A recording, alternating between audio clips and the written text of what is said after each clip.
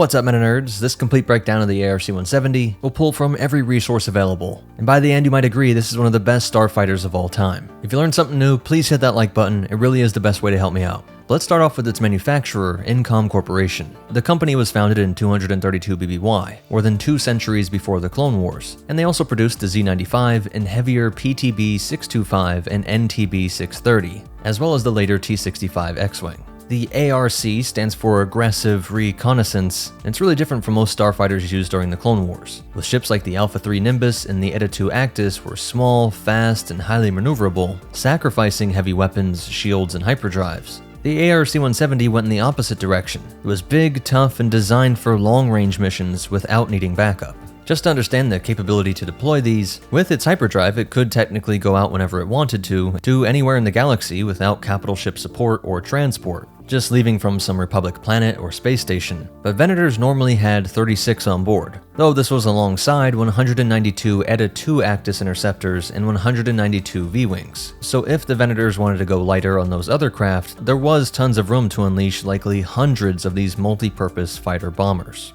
Incom sold these to the Republic for 180,000 credits, just 30k more than the later X-Wing, and we'll see why that's such a great deal. Designed as a multi-purpose starship, it had a length of 12.71 meters, or 41 feet 8 inches, which is just a baby Jawa longer than the X-Wing.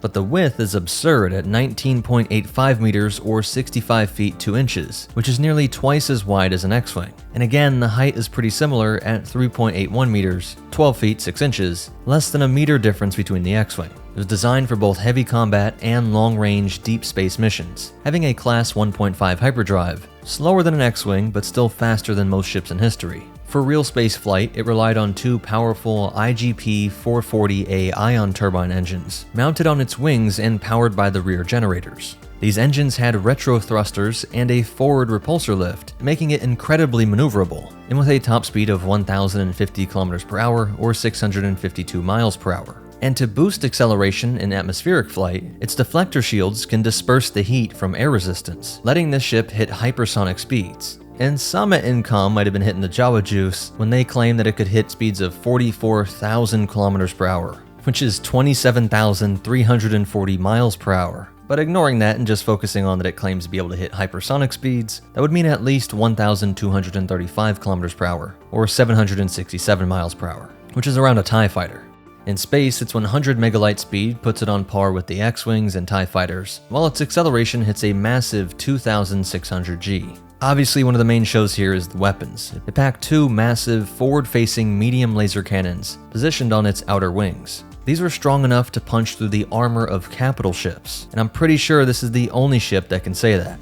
Each cannon had a built-in targeting rangefinder and could slightly adjust its aim internally, allowing for pinpoint accuracy. And the detail we get here is some of the best that we ever see, so I just want to quote some things here. It says that to make sure it can cool down efficiently, there are layers of superconductor and nanoducts for Tabana. That's the gas that powers everything from blasters to starfighters and their weapons. And we're told that the torque field currents spin a line and concentrate the blaster beam's energy. To me, that sounds like a combination of the idea of rifling down a barrel, mixed with the concept of composite beams like we see with the Death Star and LAATs and their bubble beam gun. The idea that as these many beams converge, you get something that is more powerful than the sum of its parts. And so that's happening on a tiny scale within the barrel here. And to further stress that, we get that powerful oscillations of unified energy fields build beam intensity inside the resonance chamber. All that tech is why these cannons are so uniquely large and powerful. And though we never get explicit details on why this was abandoned, I would say it's our old friend cost and maintenance. The more complex it is, the more it will cost to build and maintain.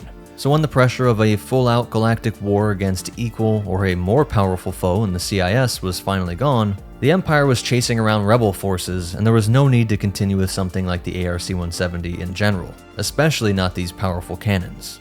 But if that wasn't enough, for extra firepower it had the twin rear-mounted blaster cannons for defense and a proton torpedo launcher with a payload of 6 torpedoes on board, but also several concussion missile hardpoints, making it effective in ship-to-ship combat and extremely capable as a bomber.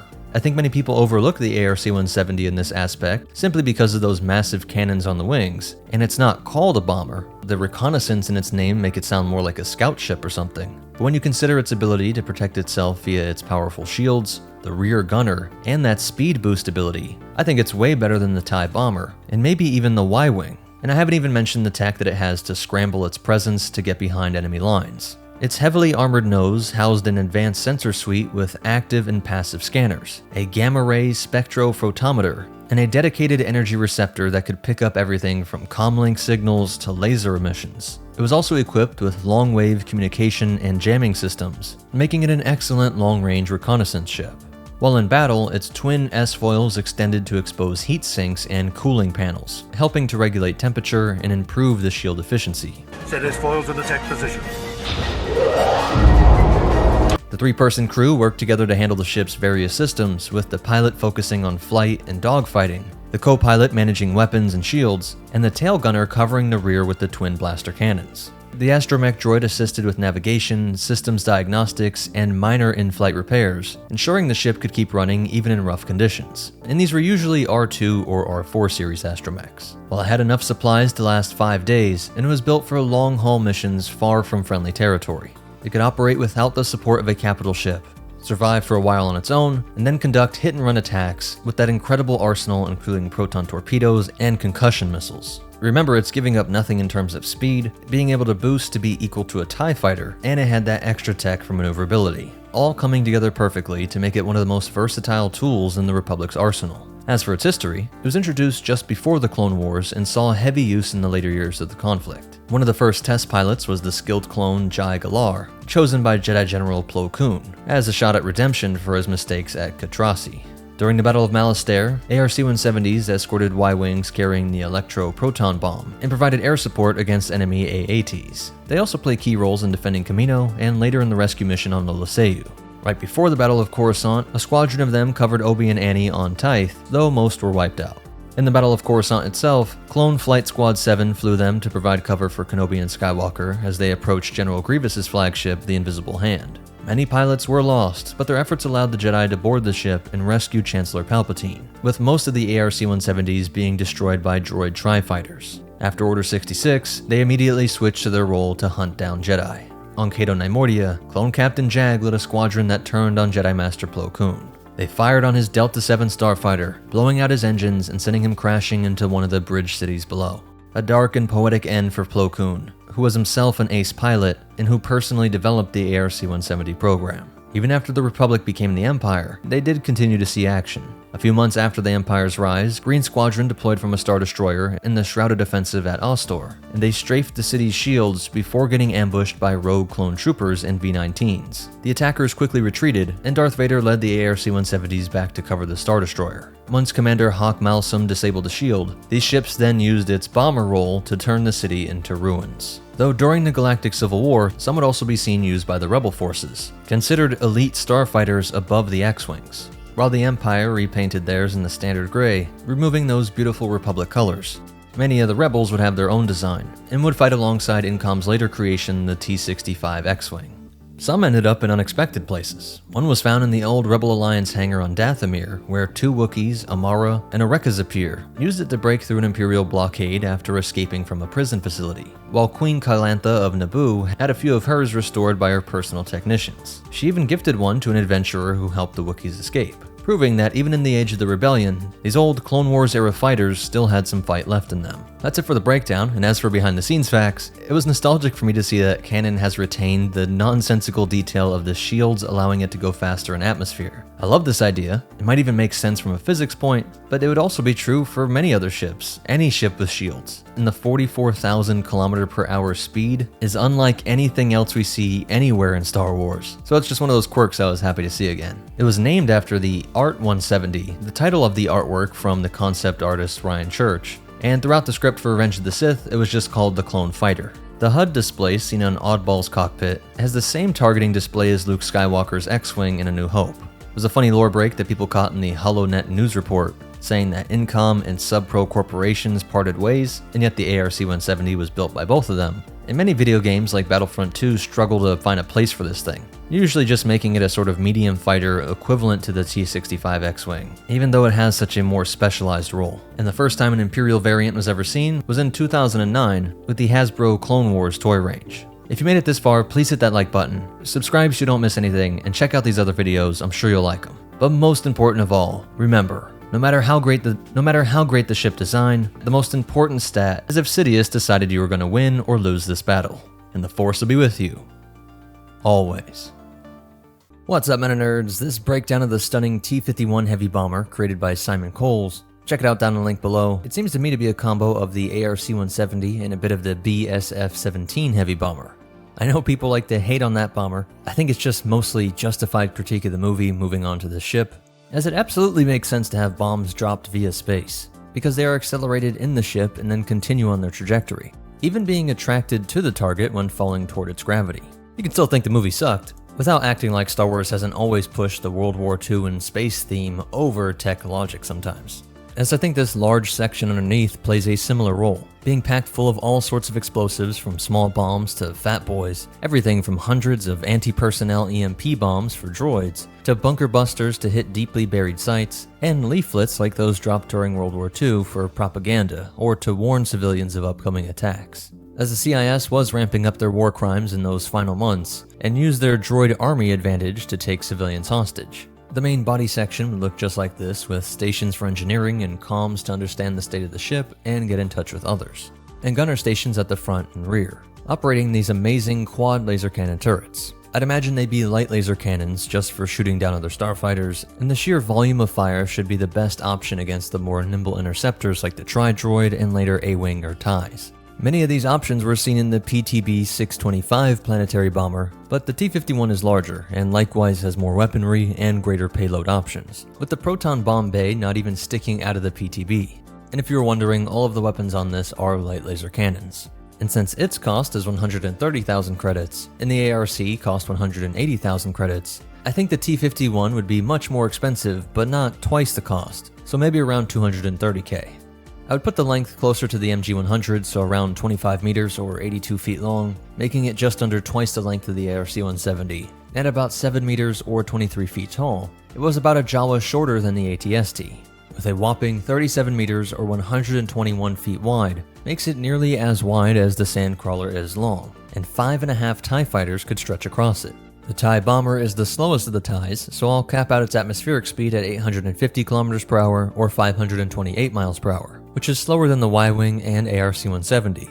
Though to be fair, I could see it at around the same speed. With those massive ion engine arrays, it is essentially packing in the entire thrust of the X-wing into each cluster, with 4 of the same engines on each side, with these retro thrust nozzle caps on the ends just like the X-wing. And then for fine maneuverability, there are these single thrusters on the end of each wing, which could be controlled independently and allow it to make sharp, near 90-degree turns in space or atmosphere. These wings would be filled with fuel and electrical lines to power everything, and the main generator and cooling systems being located in the main body, like we see with a lot of similar ships. Sometimes the S-foil is used in part to increase the area of attack, like the X-wing. Instead of being a few inches apart, the guns are now many feet apart, but here obviously there are no guns on these wings, so it's just for their main role of heat dissipation. The underside of these wings also house 2 of the large landing gear legs, which are quite long, with its third leg dropping down from the main body, along with a ladder but seemingly no ramp, which does raise some big questions on how heavy supplies get into this thing, let alone all those bombs. But usually this is done through some sort of specialized system like many of the other missile loading tech for other starfighters and bombers, and I could see this landing on top of bay loading doors, something like we see in the Venator. You can't load it up from ground level because there isn't a lot of clearance, but by sitting over these lowered levels, these adjustable height areas, you can lift things up into the bomb section, and probably all the way up to the main tube body for other cargo. Some other details to note is that its ball turrets do not allow for any organic eyes on targets like with many other ships, which is something a lot of pilots claim to really like. And so it means that you're heavily relying on sensors and cameras, which of course opens it up to being rendered impotent from ion weaponry. Though of course they don't do that with the pilot, who would be up in this Y-wing style cockpit up top. This is a fan ship, so there's not that much history or behind the scenes facts. I don't want to unnecessarily drag this video out, so if you could please hit the like button to offset whatever algorithm hit I take for this concise video. This is just one of those amazing creations that I've been meaning to show off for a while. And I hope it gets your minds thinking of how cool it is and why we don't see more bombers like this in the Clone Wars.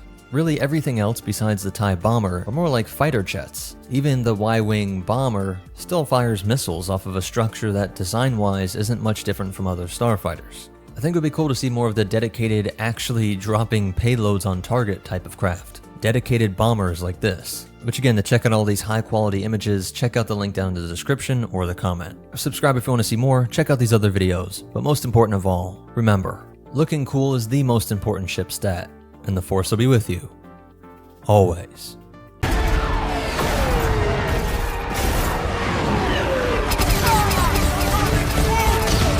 What's up, MetaNerdz? This complete breakdown of the TIE Avenger will pull from every source available, so we can completely understand this cutting-edge Imperial space superiority fighter that represents a shift from the Empire's mass production philosophy toward a high-performance design. So let's jump right into its stats, and then we'll move into a comparison with other ships of its era, before finishing off with its history. It is larger than most TIEs, with a length of 13.41 meters, or about 44 feet, a width of 7.49 meters, or about 25 feet, and its height was 5.13 meters or 17 feet. The Avenger's cockpit was the familiar ball-shaped pod of the TIE series, flanked by bent-wing solar arrays similar to those of the TIE Interceptor. This gave it a sleek profile while providing ample surface for solar energy collection, though it should be stressed that that's an auxiliary source of power. Like most ships, it is still running off Tabana gas. The twin ion engines at the rear is what give the entire TIE series its name, and these are powered by advanced SFS IS-3A solar ionization reactors. These are high-output ion thrusters that propelled it faster than any previous TIE model, and its acceleration at space is rated at 133 megalight, meaning it could outrun standard TIE fighters and even keep pace with Rebel interceptors, but faster than most other ships of this era, including the X-Wing. And with this speed, it also has excellent maneuverability, with a 104 DPF rating, which even exceeds the agility of the TIE Interceptor and Rebel A-Wing. And as we'll see, this performance made it extremely nimble in dogfights. It was equipped with a Class 2 hyperdrive system, a major innovation for a TIE series craft, and this internal hyperdrive gave the Avenger independent deep space range, unlike the standard TIE, and it has a navigation computer with a limited jump memory installed to enable standalone hyperspace navigation, being able to plot routes with a maximum of 10 jumps. The incorporation of a hyperdrive into such a smaller fighter was made possible by miniaturized motivator technology, a breakthrough that is not seen in earlier TIE prototypes. It also comes with deflector shields, another feature absent on the mass-produced TIEs. The shield generator obviously gave the Avenger greatly improved survivability.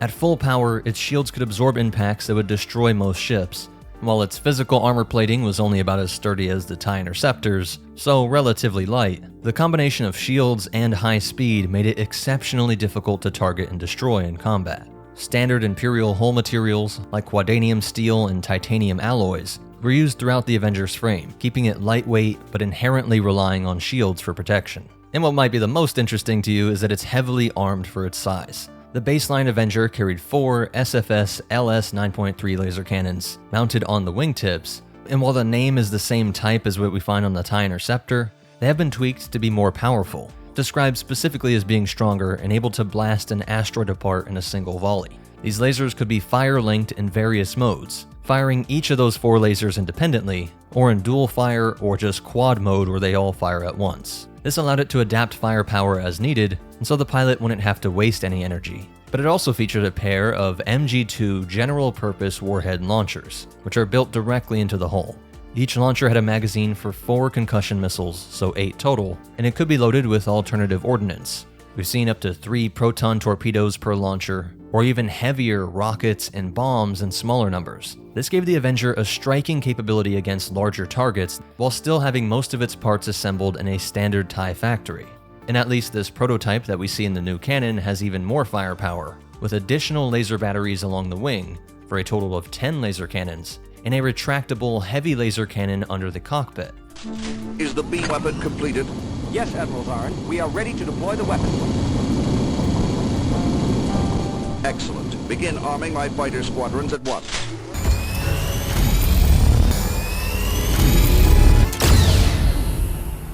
This heavy cannon required a charge-up but could punch through blast doors in one shot, and the same prototype also mounted twin rotary blaster cannons for anti-personnel strafing fire, a capability Cassian Andor exploited against stormtroopers on the ground.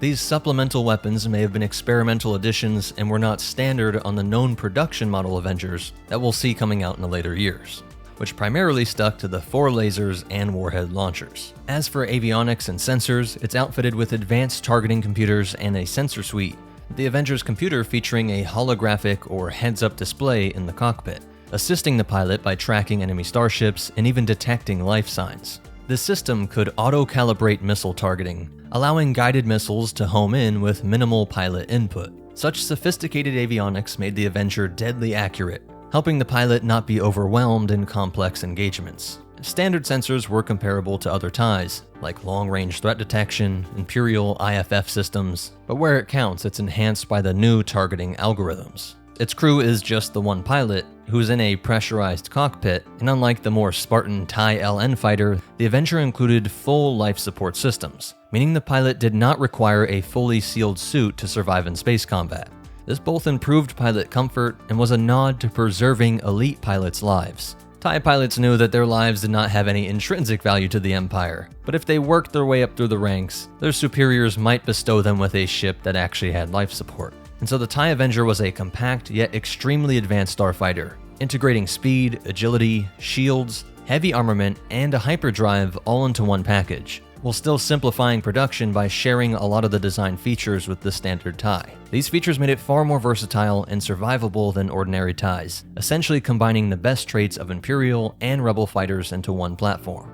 And I do think we should compare it to some of the other more specialized TIEs, starting with the TIE Interceptor. This was the Empire's next-generation superiority fighter introduced later in the Galactic Civil War, and it shares some lineage with the Avenger. In fact, both the Interceptor and Avenger drew wing design inspiration from the TIE Advanced X1, featuring the distinct bent-wing solar panels. And the Interceptor is famed for its speed and firepower, having those 4 laser cannons, and its highest top speed of 1,250 km per hour, which beats almost everyone else. But to achieve this, it sacrifices shields and has no hyperdrive. All of its power is being channeled into the engines and its guns. And so the Avenger adds missiles, shields, and a hyperdrive. And thanks to its superior engines, the Avenger's acceleration and agility were reported to match or even outmatch the Interceptors on some occasions. This is likely due to being ace pilots though, as the official stats have it moving 50 km per hour slower, but in the insanely competitive atmosphere of TIE pilots who are always trying for personal fame and bragging rights, it's no surprise that some Avenger pilots were able to push it past the manufacturer's stats.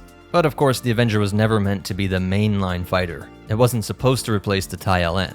And notably, later in the Galactic Civil War, some elite interceptor units did get upgrades like shields and better weaponry, which would narrow this gap. And so it really is just quantity versus quality, with the Interceptor meant to eventually replace the TIE LN.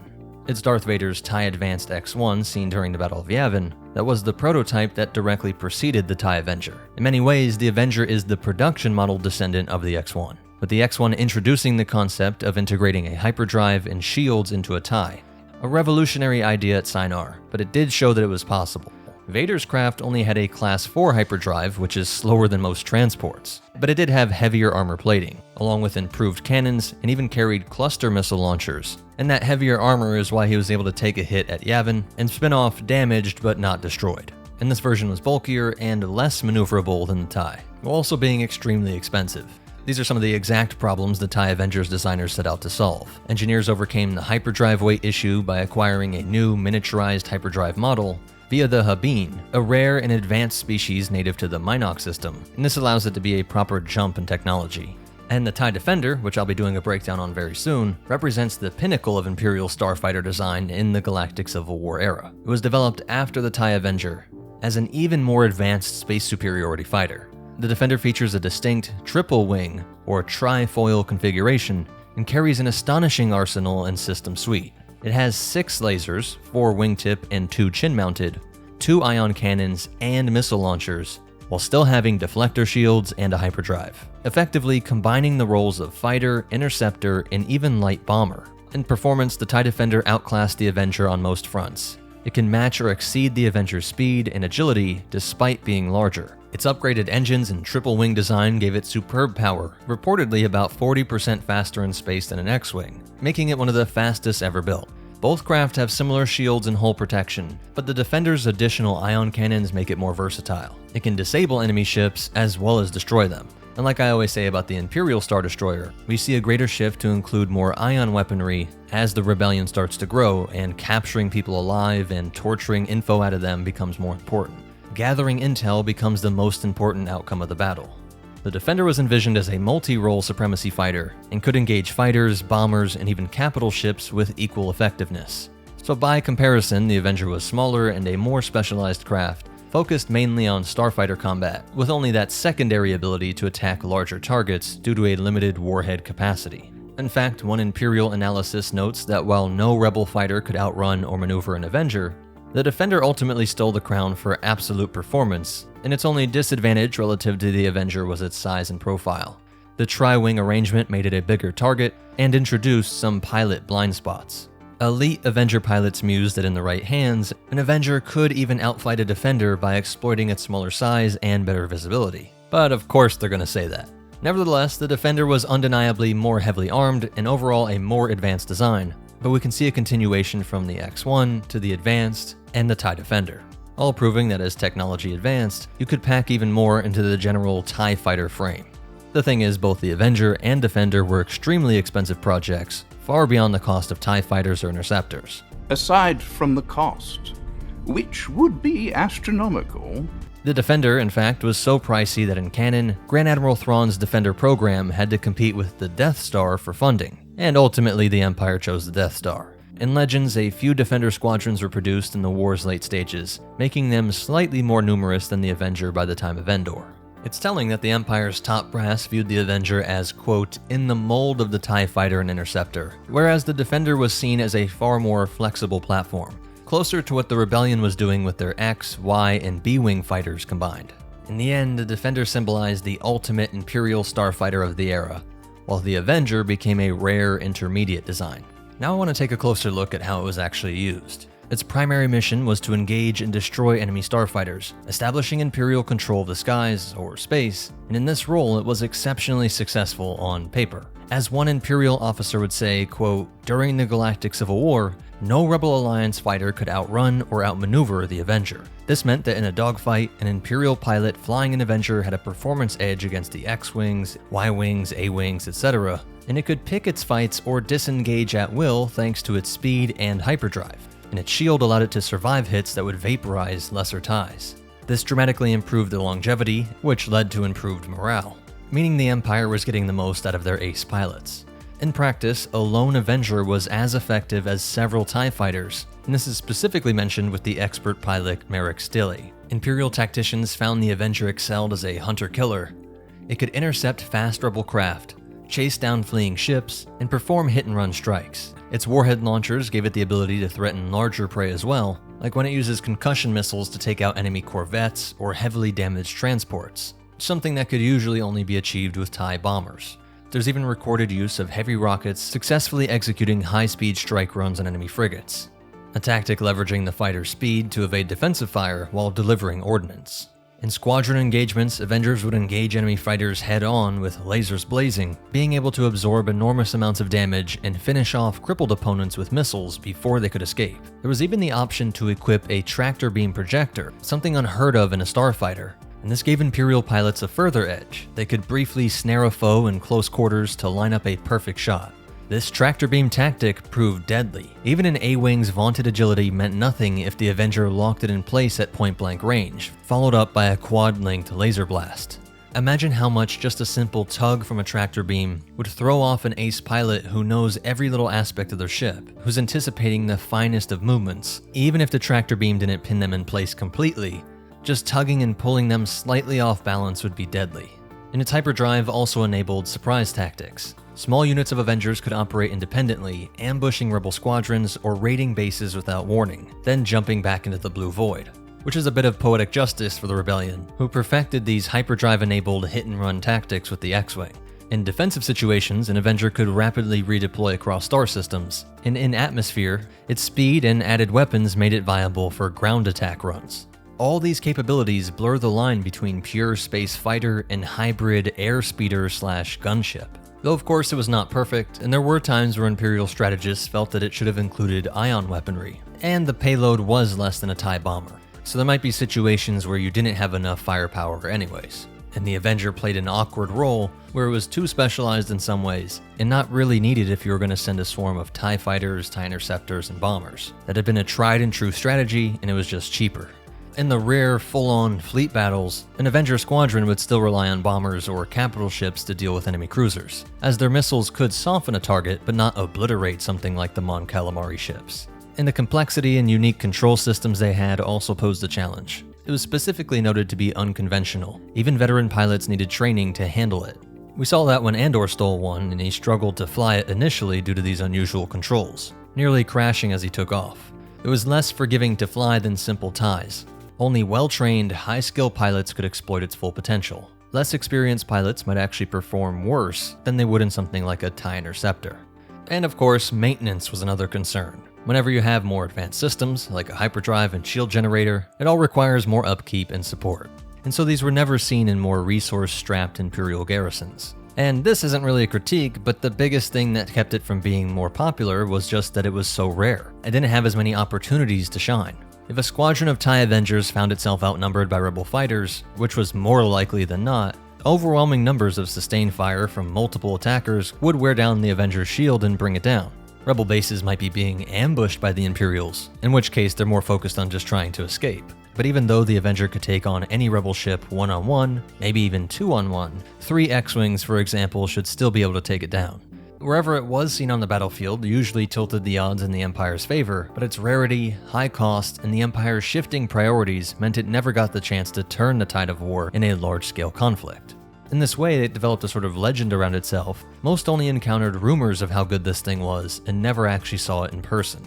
And now turning to just finish off its history, it was born from the Empire's realization that Rebel advancements in starfighter tech demanded a new approach. Early in the Galactic Civil War, high Imperial losses to Rebel X-Wings and other advanced fighters made it clear that swarms of outdated TIE fighters was not enough. The Imperial Navy, under Admiral Demetrius Zarin, initiated the TIE Advance program to, quote, break away from the doctrine of quantity over quality. Signar Fleet Systems had already experimented with enhanced TIE prototypes, most famously the TIE Advance X1, which proved you could pack shields and a hyperdrive into a TIE, but as noted before, it never went into mass production due to cost and handling issues. After the Battle of Yavin, development continued in secret on improved models, and the project that would yield the TIE Avenger went through several prototype stages, often generically labeled TIE Advanced prototypes. One key breakthrough came when Zarin's team, in collaboration with the obscure Habine species, acquired a miniaturized hyperdrive motivator that was both small and reliable. Around 2-to-1 BBY, Signar had finally built a prototype that met all goals, with a hyperdrive, shields, warhead launchers, and still retaining the speed and agility of a frontline fighter. This craft was demonstrated in a test flight before Lord Vader and Admiral Zarin. Let us show you the improvements we've made to the TIE Advanced. The Emperor is very interested in your progress, Admiral Zarin. Hyperspace capability. Impressive. The first TIE Advanced are now seeing combat. We also have prototypes of the next generation of TIE fighters. Interesting. The Emperor will want a prototype immediately. Vader was highly impressed and gave his approval to commence production. This new TIE Advanced was thereafter nicknamed the TIE Avenger, something pilots and officers came up with to distinguish it from Vader's TIE Advanced X1. It went into limited production shortly after its successful tests, and Signar Fleet Systems began manufacturing the fighter, presumably at facilities in the core, as the exact factory locations are not all documented, but there are sources that imply there were dedicated production lines before they were sabotaged. But from the very start, the Avenger faced hurdles within the Imperial bureaucracy. Its cost was several times that of the TIE LN, or even a TIE Interceptor. That 400,000 credit price tag made many Imperial officers skeptical. Around the same time, Signar had developed the TIE Interceptor and Bomber by borrowing aspects of the advanced program. But they omitted the most expensive components, the hyperdrives and shields. The Empire found those cheaper fighters more immediately practical, and so interceptors and bombers were ordered in large numbers, with plans to phase them in as replacements for older TIEs. And this all worked to reduce the urgency to produce Avengers. Still, a few squadrons were built and deployed.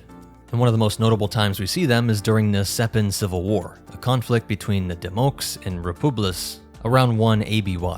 Admiral Harkov, an Imperial officer in charge of pacifying that sector, had suffered heavy starfighter losses. He received several squadrons of TIE Avengers to reinforce his flagship, the Star Destroyer Protector.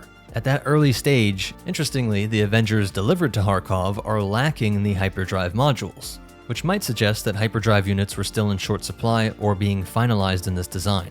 We know this because the Avengers had to be carried into the combat zone by transports. But these fighters immediately proved their worth in battle, outperforming the outdated enemy fighters. But the situation took a twist. Admiral Harkov was secretly plotting to defect to the Rebel Alliance. He intended to hand over his ships, which would include the new TIE Avengers. His plans were exposed in part by one of his own pilots, Merrick Stelly, and Harkov fled. The Avengers under his command were then reclaimed by Imperial forces during the fallout of that incident. And so it might have been their first mission of all time. They almost immediately fell into Rebel hands. Meanwhile, Admiral Zarin, the very man who oversaw the Avengers' development, also turned traitor. He even attempted a coup against Emperor Palpatine. He had access to advanced fighters, and he commanded his own forces equipped with TIE Avengers to attack prototype TIE Defenders.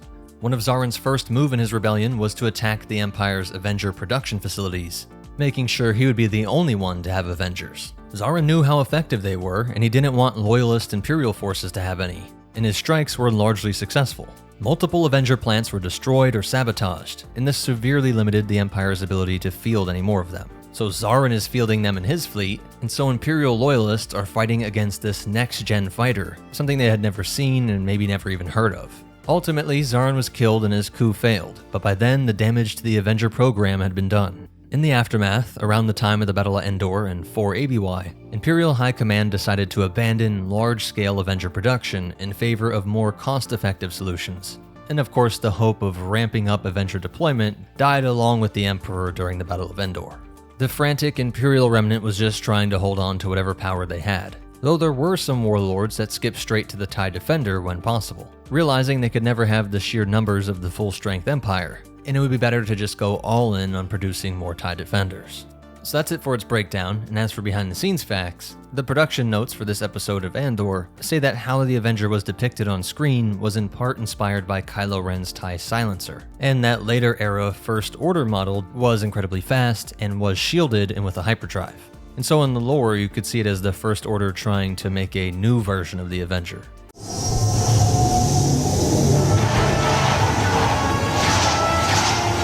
What's up, MetaNerdz? This video is going to pull from every resource available to completely understand one of the most important bombers in history. During the early days of the Clone Wars, the Galactic Republic tasked Coinsar with developing a starfighter that could function as a long-range bomber. The result was the BTL-B Y-wing, a design so successful that it led to multiple variants, all very interesting and unique, which we will cover in a sec. But despite some differences in cockpit and gunner layouts, all Y-wing models do share some core characteristics. Coinsar Corporation was a powerhouse in starship component manufacturing. Nearly 1/5 of all starships had at least one of their parts in them. They earned a strong reputation for high-quality engines, weapons, shields, and sensors, with just part sales making up a staggering 72% of their profits. Originally designed to replace the V-19 Torrent and Jedi Interceptors, the Y-wing became a mainstay of the Republic Navy, proving itself in battle time and time again. As the war progressed, Coinsar expanded the Y-wing series, refining its design and producing numerous components for the fleet. But with the rise of the Galactic Empire, military doctrine shifted in favor of capital ships over hyperdrive-equipped starfighters. This shift led to Coinsar losing lucrative government contracts, forcing the company to offload much of its stock to local planetary defense forces. Over time, many of these Y-wings found their way into the hands of rebels, where they would go on to play a key role against the fight against the Empire. It came with a price tag of 134,999 credits brand new, but if you were willing to go for a used model, you could snag one for around 65,000 credits. It measured 23.4 meters or 77 feet in length, making it nearly twice as long as the ARC-170, while its 16 meter, 53 foot width meant it was about a TIE fighter thinner than the ARC-170. In terms of performance, it could hit a maximum acceleration of 2700 G and cruise at 11 megalight, with an overall speed rating of 80 megalight, that's the speed in space, and it's much slower than the ARC-170, X-Wing, and TIE Fighter. It's actually 1 point below the CR-90. While the maximum atmospheric speed of 1,000 km per hour or 621 miles per hour does make it faster than a TIE bomber. Like the ARC-170, it said that the Y-wing could push past that speed if the deflector shields were activated, supposedly reducing air resistance. It makes sense in theory, but it'd be true for every other ship with a shield out there. And some Republic enthusiasts claim that this effect could theoretically push it to a ridiculous 44,000 km per hour, but since no other ship even comes close to say 5,000, that figure is likely just exaggerated wartime propaganda. Its maneuverability rating was 59 DPF, which is nearly half the agility of the TIE Defender. And powering the craft were two Coinsar R200 ion jet engines, each rated at 250 KTU. The basic ship design featured a cockpit connected by a reinforced central spar and crosswing to its 2 large ion engines. The pressurized cockpit housed the pilot and, in some models, a gunner, all protected by a transparent steel canopy.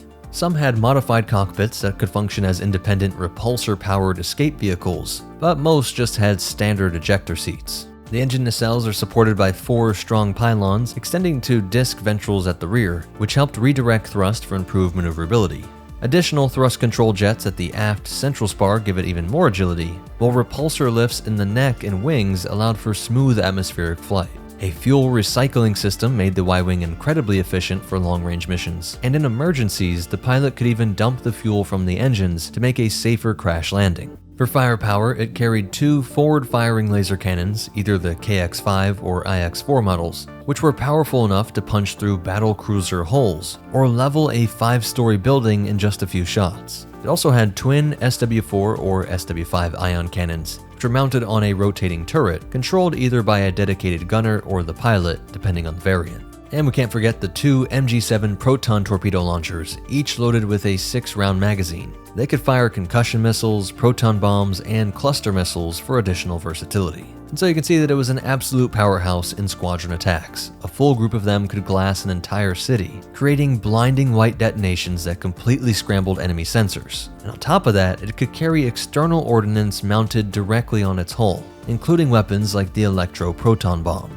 Though it may have lacked the speed and agility of more nimble starfighters, the Y-wing's ability to unleash overwhelming firepower made it one of the Republic's most devastating bombers, and truly one of the most effective in all of history. It was built knowing full well that it would literally be taking a lot of flak, so we see it featuring a titanium-reinforced alu-steel hull and a Chempat deflector shield generator powered by its Novel Dex power generator.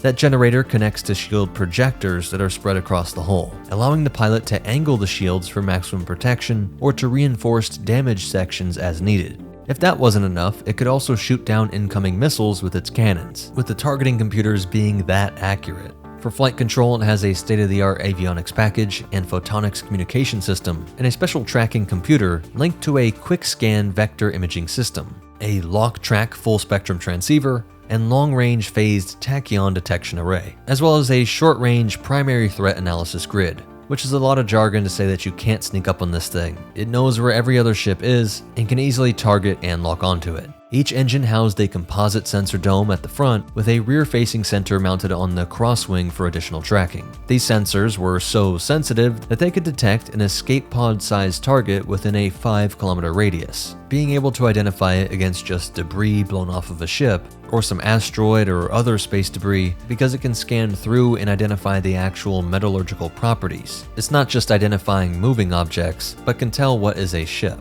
It does rely heavily on the R2 series astromech droid, which was fitted into a dedicated socket just behind the cockpit. The droid managed hyperspace calculations for the R300H hyperdrive motivator, along with overseeing the ship's systems. Without an astromech, the Y-wing simply couldn't jump to hyperspace, and so it really is fundamental to having it serve as a long-distance bomber. The ship itself came with a Class 1 hyperdrive, which is as fast as you can get without straying into custom-built ships or absurd designs like the Acclimator-class. And since it was designed for long-range strike missions, it has extra equipment like backup batteries, secondary life support systems, freshwater tanks, and an emergency flotation system in case of water landings. Because it ran hot, a complex cooling system extended throughout the entire ship to keep it from overheating. And when the Rebel Alliance got their hands on them, either through purchase or theft, they quickly ran into a problem. The cooling system required extensive maintenance after every flight, and the armor plating had to be removed just to access it. To make maintenance easier, the Rebels decided to strip away most of the armor, repurposing it for other ships like the T-47 airspeeder. To try to compensate for this loss, they boosted the ship's shield power, trading raw durability for a lighter, more efficient design. And there were other modifications made to reduce weight and improve performance. The fuel reclamation system was removed from all but a few BTL-S3 models, which were repurposed as couriers. The torpedo launcher's 6-round magazines were swapped out for 4-round versions, and the engine pylons were shortened to enhance maneuverability in dogfights. While the stripped-down Y-wing looks spindly compared to the original, its overall structural integrity remained intact, and the modifications resulted in a faster and more lethal starfighter. Despite these improvements, the Y-wing's speed and agility, especially in two-seat BTL-S3 models, was considered subpar compared to other starfighters. But what it lacked in maneuverability, it made up for with sturdiness, reliability, and heavy firepower, making it a favorite among Rebel pilots who preferred durability over speed. Over the decades, at least 5 major variants of the Y-wing were developed, each adapting to new combat roles and tech. The BTL-B Y-wing was the original, commissioned by the Republic Navy during the early Clone Wars, the long-range bomber to replace the B-19 and interceptors. Its most distinctive feature was its 360-degree bubble turret, which gave gunners a full view of the battlefield. It became a mainstay of the Republic Navy, appearing in many major battles throughout the war, though very few of these exist after the Empire, as most were just scrapped.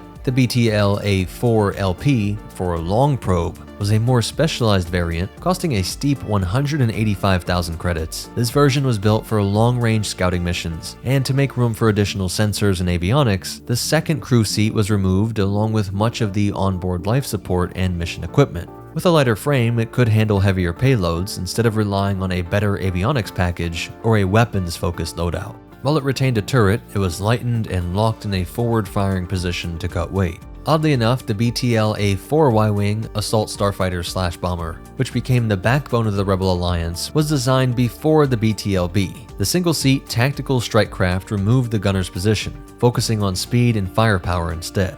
After the Empire phased it out, the Rebels adopted it extensively during the Civil War, seen from Scarif to Yavin and Endor, all the way on to Jakku. It cost the same as the B. It was slightly slower in space and had a touch more speed in atmosphere. It's the durability, reliability, and heavy weapons that made it a core part of the Rebel fleet. The S3 was a two-seat Y-wing variant that retained the gunner position from the B, but replaced the elevated bubble turret with a more compact design, seating the pilot and gunner back-to-back. This was the most common Y-wing configuration, and many were modified with defensive, rapid-fire blaster cannons instead of the ion cannon turret, along with particle cannons replacing the dual laser cannons on the nose. These ships were used as heavy capital ship destroyers, but they were eventually phased out in favor of the newer B-wing starfighters. Finally, the BTA-NR2 Y-wing marked the revival of the Y-wing line after the Galactic Civil War, as the design became legendary for breaking the Empire's back. This model was based on the A4 single variant version, but brought back the customization options and stripped down armor plating that most people associated with the classic Rebel Y-wing. It had optional plating, better sensors, stronger deflector shields, improved controls, and upgraded engines. Cost $185K and was slightly longer than the original, while having an 80 megalight rating and an atmospheric speed of 1,050 km per hour. The fastest Y-wing yet, though not by much. This model was widely used in planetary defense forces of the New Republic, and later saw action with the Resistance against the First Order. During the Clone Wars, the Y-wing project proved to be a game-changer for the Galactic Republic, with these bombers playing key roles in multiple battles against the Separatists. Despite their large size, the two-seat Y-wings were surprisingly maneuverable, with clone pilots pulling off quick rolls while maintaining formation. Their turrets and fixed guns allowed them to engage multiple targets at once, making them highly effective against enemy starfighters. Their versatility made them perfect for range missions, from attacking capital ships to bombing ground targets, though they had a reputation for being buggy in atmospheric conditions. One of their first major engagements was the Battle of Corvair, where they fought alongside V-19 Torrent starfighters under Jedi General Anakin Skywalker. Later, Shadow Squadron, a unit of clone bomber pilots, flew Y-wings under Skywalker's command in the Battle of Kaleida Nebula. During the mission, Ahsoka served as Skywalker's gunner, while Plo Koon provided fighter escort. The bombers managed to destroy Malevolence's deadly ion cannon, though 6 out of the 12 bombers were lost in the assault. And this was something of an experimental squadron to be placed on such a high valuable target, as we know from other reports that the Y-wing was still being tested in live combat, measuring its performance with select groups before getting the okay from Republic brass to more heavily integrate it into the army. But of course, the Republic liked what it saw, and the rest was history. It played a critical role in the Battle of Ryloth, where they broke the Separatist blockade, and in the aftermath, at least one Y-wing crashed near the Syndulla estate, where Hera Syndulla later rescued Chopper from the wreckage. Her father, Cham, preserved the crash site as a memorial to the battle. Skywalker's Y-wings also played a role in destroying Hyena-class bombers that were targeting Lesu, Ryloth's capital city. In 21 BBY, you can see them in the Battle of Malastare, where they dropped an electro-proton bomb on the Separatist droid army, but in doing so, they accidentally awakened the last surviving Zillo beast. That same year, they served in the Second Battle of Geonosis, where they bombed Separatist anti-aircraft cannons allowing Obi-Wan, Anakin, and Ki-Adi-Mundi to land at Point Rain. During the battle, they also defended Admiral Willa Fioraran's command ship from attack from Geonosian Nantex-class starfighters, and later provided support in defending Kenobi's position on the ground. During the Battle of Kamino, they would fly alongside ARC-170s and V-19s, conducting bombing runs on Separatist transports, and in the Battle of Sullust, they engaged starfighters and bombed Separatist capital ships. And of course, not all missions were successful. Y-Wings mounted a failed defense of Adi Gallia's flagship in 20 BBY.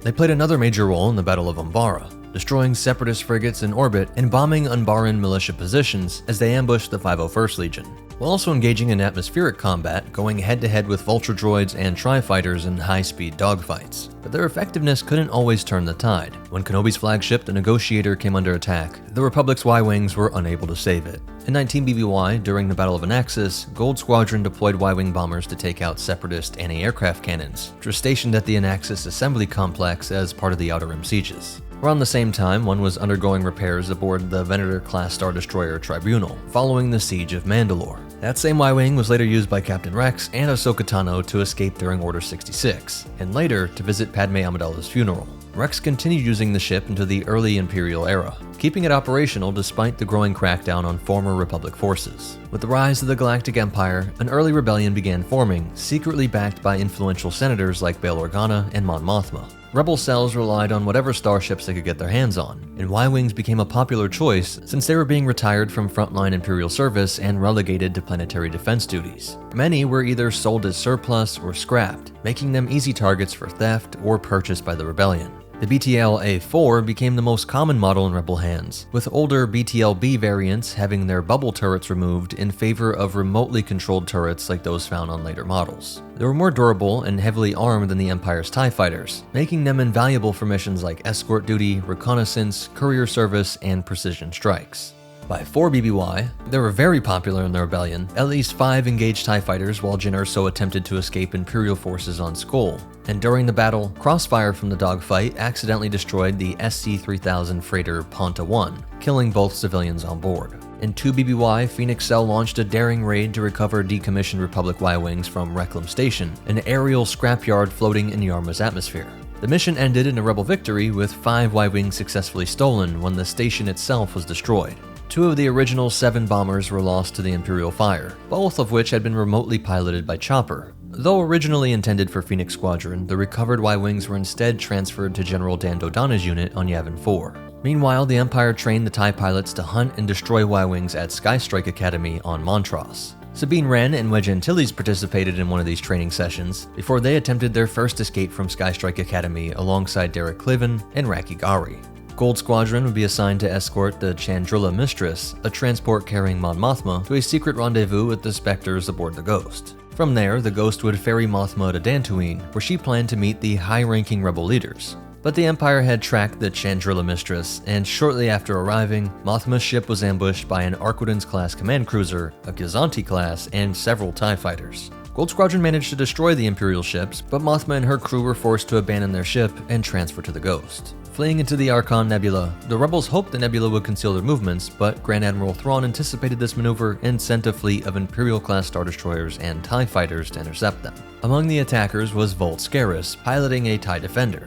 The battle, known as Operation Handoff, resulted in a decisive rebel victory, though Gold Squadron lost 3 of its Y-Wings in the process. By this time, the Y-Wing had cemented itself as the rebellion's go-to starfighter, proving itself not just a bomber, but a dependable, battle-tested ship that could hold its own against a variety of Imperial forces. During the Battle of Atollon, the Y-Wings of Green Squadron launched an attack on an ISD, while Phoenix Squadron's A-Wings took out the TIE fighters. Despite their best efforts, the rebels were overwhelmed and forced to retreat back to Chopper Base. It was only through the intervention of Clan Ren and the Bendu that rebel forces were able to escape Atollon and regroup at Yavin. But the cost was devastating, with all but 2 Y-Wings destroyed in the assault. Around 0 BBY, a joint force of Y-Wings and X-Wings, led by the newly promoted General Hera Syndulla, took part in the liberation of Lothal, fighting against Thrawn and the 7th Fleet. The rebel fighters managed to break through the blockade and attack the fuel depot and Imperial Armory complex in Capital City, finally defeating Vault Scarus in the process. But just after breaching the outer defenses in orbit, Thrawn's second wave of TIE fighters counterattacked, wiping out the entire Rebel strike force. None of the Y-Wing pilots or their astromechs survived the crash landings. That same year, during Operation Fracture, Y-Wings of the Masasi group were deployed to Iadu, where they successfully destroyed the Imperial Kyber Crystal Research Facility, but in the process, they also killed Galen Erso, the key scientist behind the Death Star's construction. And shortly after, Y-Wings from Gold and Blue Squadrons participated in the Battle of Scarif, which marked the official beginning of the Galactic Civil War. Blue Squadron was split into two groups after the shield gate closed, with half of them assisting in the defense of the Alliance fleet, and the other half supporting attacks on the shield gate. All while Gold Squadron led an assault using ion torpedoes to disable a Star Destroyer. While the battle ultimately ended in a Rebel victory with the acquisition of the Death Star plans, many pilots were lost in this action. Of the survivors, 8 Y-Wings from Gold Squadron were part of the desperate 30-ship assault on the Death Star at the Battle of Yavin. Captain John Vander, Dax Thierry, and Davish Krail led the first attack run down the Death Star's trench, but all 3 were shot down by Darth Vader. And it's interesting to note that these did not have astromech units. Some theorize that this is why they couldn't fire the rear-facing guns. Red Squadron's X-Wings made 2 additional runs, with the final attack led by Luke Skywalker, who used the Force to guide 2 proton torpedoes into the exhaust port. After the dazzling Death Star destruction, when the smoke cleared, only a single Y-Wing, piloted by Yvonne Verlaine, survived the battle. Vader continued to prove himself a Y-Wing's worst nightmare, single-handedly taking down one during a mission in the Anthem system by throwing his lightsaber into its portside engine. Later, Grey Squadron's Y-Wings attempted to kill Vader at the Battle of Ragas Vaz, only to be obliterated when he used the Force to hurl debris from his crashed TIE fighter at them. Later in the battle, Leia Organa ordered the Y-Wings of Amber Wing to bomb her position in an effort to eliminate Vader, but the wing was decimated by Commander Carbon's forces. Despite these losses, Y-Wings remained a crucial asset to the rebellion, playing a key role in the mutiny on Mon Cala, a major strategic victory that led to the Mon Cala mercantile fleet joining the Alliance fleet. The bombers also helped defend against the Imperial assault on the Mako Ta space docks, proving once again that even in the face of overwhelming odds, the Y-Wing remained a symbol of the Rebel Alliance's resilience and could provide proof that the Empire was not immortal. And for ABY, they played a major role in the Battle of Endor, from the still surviving Gold Squadron, Grey Squadron, and Red Squadron joining the fight. One Y-Wing, piloted by Nora Wexley under the call sign Gold 9, even flew into the superstructure of the Death Star 2, luring TIE fighters away from the Millennium Falcon. And so this old Coinsair product was part of the most shocking Rebel victory, which saw the death of Emperor Palpatine, the redemption of Anakin Skywalker, the death of a second Death Star, and even the fall of the Super Star Destroyer Executor. Just 17 days later, Y-Wings of Feral Group were deployed to the Battle of Kawa City on Stardek 4, where they bombed AT-AT walkers, leading to another decisive Alliance victory. During Operation Cinder, at least 3 of them fought in the Battle of Theed on Naboo, under the command of General Lando Calrissian. The mission was to assist Leia, Shara Bey, and Queen Sashu Saruna, who were attempting to disable Imperial weather control satellites. The fighters engaged swarming TIEs, and with the help of Danger Squadron, as well as former Imperial commandos Iden Versio and Del Meeko, they successfully bombed the Star Destroyer Torment's shield array. The battle ended in a Republic victory, securing Naboo from the Empire, and marking the failure of Operation Cinder in that region. As the New Republic continued its fight against the remaining Imperial forces, they were deployed in the Battle of Fondor shipyards, where they served with Shepard Squadron in one of the last large-scale battles before the Empire's last stand on Jakku. On Jakku, Y-Wings flew alongside Phantom Squadron and the Tirfan Yellow Aces, helping to bring an end to the Galactic Civil War once and for all. By 28 ABY, the Y-Wing had mostly fallen out of military service, replaced by newer models, but at least one Y-Wing was still operational by the Amaxine Warriors, who attempted to use it to intercept Leia Organa's mission to Sibesko. Meanwhile, the New Republic adopted the more modern BTA NR2 Y-Wing as a replacement. By 34 ABY, the Resistance was still flying at least one very old BTL S3 Y-Wing, which was deployed on a mission to Spalax, though at this point it was considered more dangerous to its pilot due to its age and failing systems. The Resistance Navy later acquired the BTA NR2s, which became their primary Y-Wing model. Zori Bliss piloted one during the Battle of Exegol, fighting alongside the Citizens Fleet in the final confrontation against the First Order and Sith Eternal. That's it for its breakdown, and as for behind-the-scenes facts, it was actually first seen in promotional material from the novel Star Wars From the Adventures of Luke Skywalker, which is technically the first Star Wars product ever released, a novelization of the film. In that novel, Y-Wings were part of Red Squadron and X-Wings were in Blue Squadron, but due to the limits of blue screen tech at that time, they had to get rid of Blue Squadron, and so they put the Ys in the Gold Squadron and the X's in Red Squadron. Of all of the things that people complain about with the digital additions to the original trilogy, there's actually some shots of Y-wings that get rid of the original just plastic models and are replaced with computer animated ones. The limits of the blue screen technology was also why they don't have a transparent turret. This was in the original design, but I guess the way it reflected light just didn't work, but it was brought back for the Y-wings design in the Clone Wars. So it's pretty cool that this was closer to what they were actually going for all along. Art director Joe Johnston even said that the Y-wing was a chopped version of an older craft. That's why the one during the Clone Wars is more sleek. And this has some of the most cross-sections material of any ship I've ever covered. With both the original and the new canon versions. You can pick them up in complete cross-sections books, but also in the Rebel Starfighters Owner's Workshop Manual. If you made it this far, please hit that like button. It really is the best way to help me out. Comment your thoughts and suggestions, subscribe so you don't miss anything. But most important of all, remember, there's a direct correlation to how great a ship was by how many variants it produces. And the Force will be with you. Always. More credits.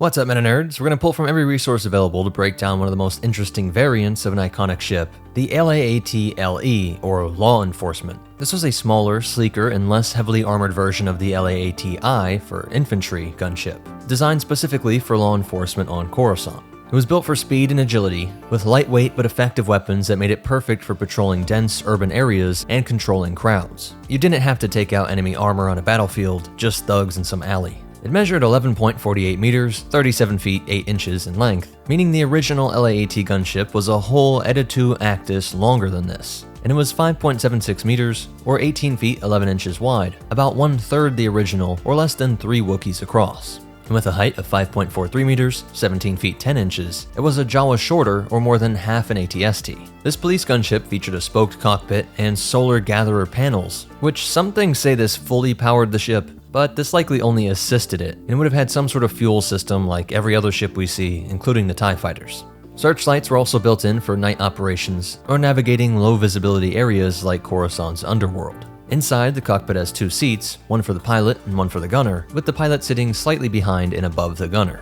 Entry was through the side hatches, and there was a rear ramp for quick deployment when needed. The patrol transport's main weapons are 2 turret laser cannons, 1 tail laser cannon, and a pair of missile launchers, and it had a troop bay for rapid police deployment.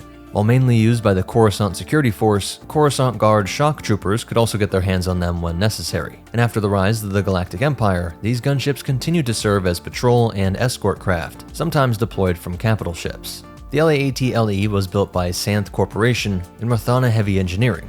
During the Clone Wars, both human officers and GU series Guardian police droids used it in security operations, along with those shock troopers. Most famously, they were deployed during the search for Ahsoka Tano after her escape from the Republic Center of Military Operations, with Captain Rex, Commander Wolffe, Skywalker, and Plo Koon leading the effort. They were also used to hunt down Fives, the rogue clone trooper who almost exposed Sidious, ultimately cornering him in a lower-level warehouse where he was shot. And there are some that can be seen in the Jedi Temple's hangar. After the Republic fell, the gunship was renamed the Imperial Patrol Transport and spread across the galaxy to enforce Imperial rule. The Imperial military used them to patrol rebellious planets like Lothal, and some were stationed on Star Destroyers, including Admiral Constantine's Relentless and Captain Slavin's vessel. These ships were used for escorting freighters and other Imperial operations, mostly used as a first-line deterrent force in case anything were to pop up. In 14 BBY, a patrol transport deployed a purge trooper to the tomb of McDrull to hunt down Order 66 survivor Cal Kestis. During Thrawn's TIE Defender project, many of these gunships were stationed at an Imperial airfield and used to search for Ezra, Sabine, and a wrecked prototype.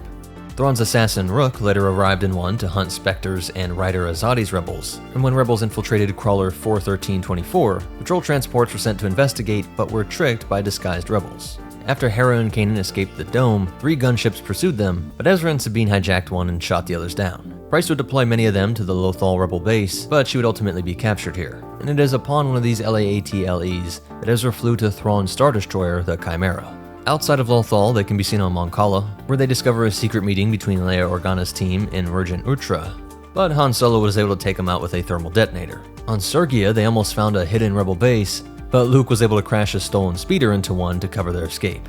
Dr. Afra actually modified one with a hyperdrive and had it for her own personal use. Even after the fall of the Empire, these gunships remained in service. After the Battle of Jakku, they were used both by New Republic and Imperial remnant forces. In 9 ABY, they were part of Dr. Pen Pershing's arrest on Coruscant and crackdowns on Imperial loyalists at the Santh shipyards on Corellia, where this thing was originally produced. When Grand Admiral Thrawn returned, Imperial patrol transports deployed night troopers for battle on the extragalactic world of Perida, and that's the last we ever see of the LAAT LE. Truly one of the most unique and prolific variants of a craft that was already itself so iconic. And as for behind the scenes facts, there's not much, but there was a LEGO version released in 2014, and after the galactic struggle for freedom, of all the ships, Senator Bail Organa would hop in one of these police gun ships right after the declaration of the New Order, transporting her to a Jedi rendezvous point on Kashyyyk with C-3PO and R2-D2. And a lot of these stats come from Starships and Speeders, and Scum and Villainy. Please hit that like button, it really is the best way to help me out. Subscribe so you don't miss anything, and check out these other videos, I'm sure you'll like them. But most important of all, remember, good designs never die, they just transform. And the Force will be with you. Always. Shuttle to Dirian. What is your cargo and destination?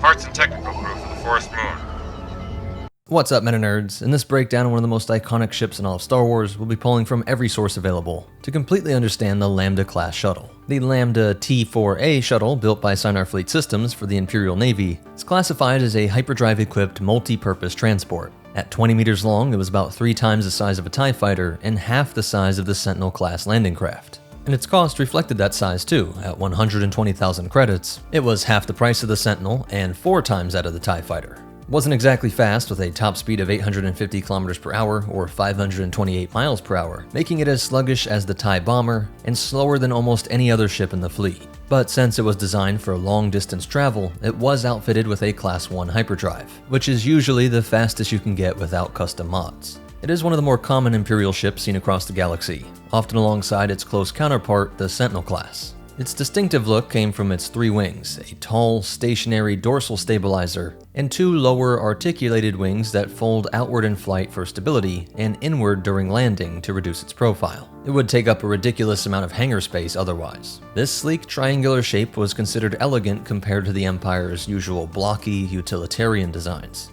A single pilot could fly the shuttle, but having a co-pilot or navigator made hyperspace travel much easier. And to confirm Imperial authorization, these shuttles had special transponders that sent secret codes to Star Destroyers. Do they have a code clearance? It's an older code, sir, but it checks out. Though despite its polished exterior, the interior of many Lambda shuttles was said to smell of stale sweat from all those stormtroopers that were packed inside. With little else to do, bored troopers often scratched their operating numbers into every available surface. It was a well-equipped transport carrying 2 Tamanbak KX-5 laser cannons, 2 GA-60S twin rotating blaster cannons, and a retractable Armec RZ-0 double blaster cannon. And designed for both cargo and troop transport, it could carry up to 80 metric tons of cargo or more than 20 soldiers at a time. And since it was transporting so many assets, and often VIPs, it was built to take a beating. It had a powerful deflector shield powered by 2 generators and a heavily reinforced hull that could deflect laser fire. It was so well armed and protected that it could travel across the galaxy without an escort, making it a great choice for covert missions. And it also had a top-tier communication system. In case of emergency, the cockpit could detach from the main body and function as a lifeboat, capable of traveling a short distance at sublight speed. Though there wasn't enough space for everybody when the shuttle was full, so if you are a senior officer, make sure you take out all your subordinates so there's not a mutiny, as deciding who gets to fit into the shuttle must have got very bloody. If we jump into this cross-section, we get even more detail. We can see the main power reactor, which has its specialized shielding, and these waste conduits that remove heat and radiation away from the reactor, via this reactor heat sink that makes up most of the large wing. So it isn't just to look cool, that just helps. And in the side wings, we can see the power feeds for the deflector shield projectors, with the pair being in each wing, starting in the base here, coming out and through these projectors along the edge here. Right under the troop section is the Sunlight Ion engine, with the tanks on the sides, while the hyperdrive unit is just behind here. Now the Lambda-class was actually designed by former Cygnus Spaceworks engineers who were headhunted by Sinar Fleet Systems with promises of higher salaries, along with a share of future profits and even personal star yachts. While Sinar handled most of the production, Cygnus was contracted to build a more heavily armored military variant. The T-4A was the direct successor to the Theta-class T-2C, and first entered service in 19 BBY, sometime after the Empire's takeover of Kashyyyk. These shuttles were widely used to transport Imperial officers between ships, often alongside the smaller TIE SH VIP shuttle, and lower-ranking officers usually took the TIE shuttle, while the Lambda-class were reserved for the flag officers. The Lambda's heavy shielding and weapons made it a favorite among Imperial personnel, including Darth Vader and Emperor Palpatine. Both used these shuttles for personal appearances to rally the troops, often converting cargo space into private quarters with secure HoloNet transceivers linked directly to Imperial Center. Palpatine's shuttle had extra shielding for obvious reasons, and rumors suggested that it even had a cloaking device for added security. As much as this would make sense, it's surprisingly rare tech that we only see in a few instances, and while the shuttle was primarily built for military and government use, it occasionally saw civilian service, with one well-known example being the Star Tour 7, which was used for guided tours. During the Galactic Civil War, the Rebel Alliance managed to capture a number of Lambdas and repurpose them for support roles like scouting and landing missions. To differentiate them from Imperial shuttles, the Rebels painted the Alliance logo on the central wing. One of the most famous of these was the Tiderium, which was used to sneak a strike team onto the forest moon of Endor. After the Empire fell, Cygnus began manufacturing a variant of the Lambda to compete with Sinar's designs. These shuttles were widely adopted by sector and planetary security forces, including the New Republic. During the New Republic era, it would be used both by the NR and Gideon's Imperial remnant, with Shuttle 2743 carrying Dr. Pen Pershing when it was ambushed by Din Djarin and his allies, who then used it to crash aboard Moff Gideon's light cruiser. Later, when Gideon was captured and put on trial by the New Republic Tribunal, he was transported on a Lambda-class shuttle, only to escape again. And decades later, the First Order took inspiration from the Lambda design when developing their own Z-class light shuttle and Upsilon-class command shuttle. The Lambda continued to serve in later galactic governments as well, including the Galactic Federation of Free Alliances. In 40 ABY, Jason Solo and Ben Skywalker used an armed Lambda on a mission to Adumar. And nearly a century later, one was still in service under the revived Galactic Empire, and was seen on Coruscant when Princess Marasiah Fel was handed over to Darth Havoc and the One Sith. And that's the last we ever see of the Lambda-class. So that's it for the breakdown, and as for behind-the-scenes facts, it first appeared in 1983 in Return of the Jedi, but the 1997 special editions put one into The Empire Strikes Back. It gets its name from the Greek letter lambda, which in lowercase form looks a lot like the profile of this ship. This would set the standard in Star Wars from then on out, using Greek letters for all kinds of shuttles, most notably the Theta-class, but there's also the Beta, Gamma, Delta, Zeta, Eta, Mu, Nu, Xi, Omicron, Rho, and Upsilon. They actually built out the interior troop section for Return of the Jedi, but it ultimately doesn't show up in the film, and they use the scenes in the Home 1 hangar to have our hero characters talk to each other. Though we do get these great shots of the crew members sitting in these seats. In the pilot episode of the Firefly TV series, you can see one lifting off from the Evestown docks, far in the background behind Serenity. So that's it for the Lambda. Please hit that like button if you made it this far, I really do need that help. Subscribe to see more, and check out these other videos, I'm sure you'll like them. But most important of all, remember, if the alarms start going off, it's time to rush the cockpit, and the Force will be with you, always. What's up, MetaNerdz? This complete breakdown will pull from every resource to completely understand the Sentinel-class. The landing craft, built by Sinar Fleet Systems and Cygnus Spaceworks, is a heavily armed transport designed for troop deployment. Its design is based on the Lambda-class shuttle, which in turn was influenced by the older Theta-class shuttle. Though unlike the Lambda, the Sentinel is built for war, with armor plating that's 25% heavier. It also has 4 deflector shield projectors, 2 in the front and 2 in the rear, rated at 120 SPD, along with a hull that comes in at 28 RU. Despite its size and weight, the Sentinel is surprisingly fast and maneuverable, thanks to its Cygnus HD7 engine. It can accelerate at 2,400 G, hit speeds of 70 megalight in space, and reach up to 1,000 kilometers per hour or 621 miles per hour when in atmosphere, putting it on par with most starfighters and outpacing most bombers. It's equipped with a primary Class 1 hyperdrive, backed up by a Class 10 unit, and both are controlled by the HD7 hyperdrive activator. The ship isn't cheap, costing 240,000 credits, which is 100k more than a Lambda class or equivalent to 4 TIE fighters. It measures 38 meters in length, making it nearly twice the size of the Lambda.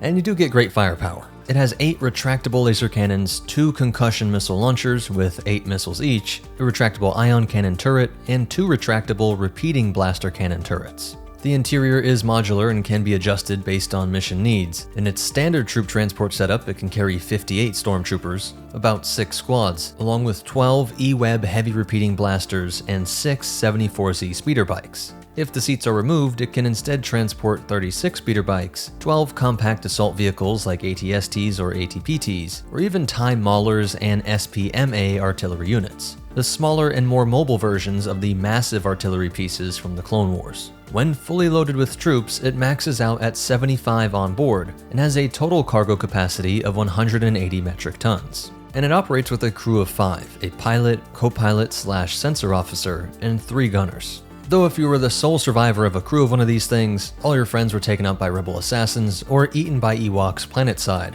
a single pilot could operate it. The head gunner controls the 8 fire-length laser cannons, while the other 2 handle the ion cannon, repeating blasters, and missile launchers. Its sensor suite, housed in the cockpit, allows it to navigate almost any environment, and it includes infrared imaging, motion detectors, and life form indicators, while the ship's computer has an automatic mapping function and a basic autopilot that can guide it to an Imperial base, starship, or homing beacon in case of emergencies. So even if you bleed out from that Ewok attack, you can die at peace, knowing that at least this expensive property will make it back to the Empire, and your death won't be a burden to the glorious Emperor. A powerful communications array allows it to stay in contact with all Imperial ships and garrisons within a system, making it a vital asset for Imperial operations. And it was built for extended missions, carrying enough supplies to last a month, while tough enough to take multiple hits from the turrets of a Quasar Fire class. It could even be modified with special containers to transport other vehicles. For visibility, it had 2 front-facing spotlights, and it was easy to board with multiple entry points, including a front ramp, a rear ramp, and side doors. Inside, the ship had a main passenger section and a cockpit, while the passenger and cargo areas featured benches and harnesses along the sides, and a ladder near the front ramp led to a hatch for cockpit access. The cockpit itself had 4 seats, and some models even included a refresher, a bathroom, on the opposite side of the ladder, which a lot of you know is a very rare feature to find on a ship.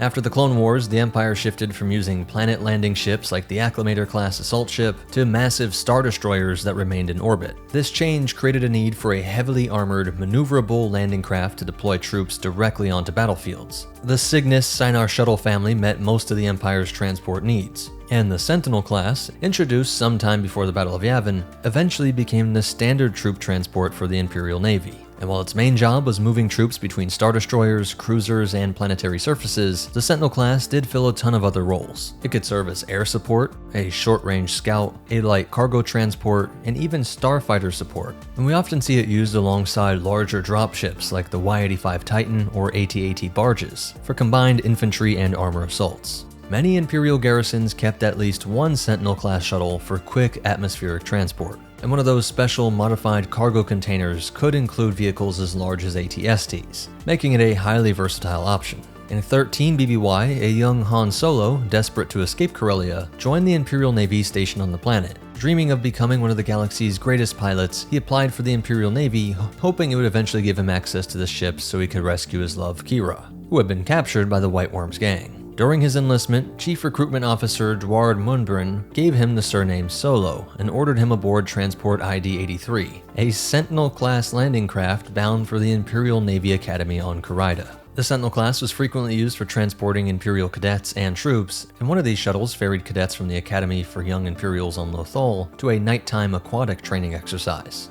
Then, stormtroopers in the Grand Inquisitor once took a Sentinel-class to Fort Anaxis, an abandoned Republic military base, in hopes of capturing and eliminating the Spectres. After a brief skirmish, Jedi Kanan Jarrus managed to escape by piloting the Phantom and destroying the shuttle. Minister Makath Tua of Lothal was scheduled to take a Sentinel-class to meet with Grand Moff Tarkin, but as she boarded, the shuttle exploded in a trap set by Agent Kallus and Darth Vader, which killed her. The rebels, who were notorious for stealing Imperial ships, later hijacked multiple Sentinel-class shuttles, including one named Lagos. And Kanan, along with Rex, used one of these stolen shuttles in a mission to destroy an Imperial interdictor. We would see one during the Imperial attempt to try and retake a captured carrier, commandeered by the Spectres and Free Ryloth movement. Meanwhile, on Jedha, during the insurgency against the Empire, Baze Malbus and Chirrut Imwe, members of the Guardians of the Wills, joined Saw Gerrera's partisans in stealing a Sentinel. Though Gerrera initially planned to use the shuttle to ram an orbiting Star Destroyer, Malbus and Imwe convinced his troops to stick to the original plan, evacuating an orphanage, saving and trying to provide hope for the future, instead of using this asset for what would just prove to be meaningless destruction. Right before the Battle of Yavin, at least one Sentinel-class was sent to Tatooine as part of the Empire's search for the droids carrying the stolen Death Star plans. It was seen flying over Foot Patrol 7, a squad of sand troopers hunting for the fugitives. And shortly after, ISB Commander Alicia Beck used one to transport a squad of stormtroopers off the Vehement during her pursuit of Calawan Amat, a lieutenant in the Alliance to restore the Republic.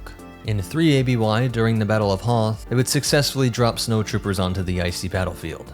Not long after, the Empire sent 7 of these landing craft to Bespin, carrying the occupation forces to secure the city.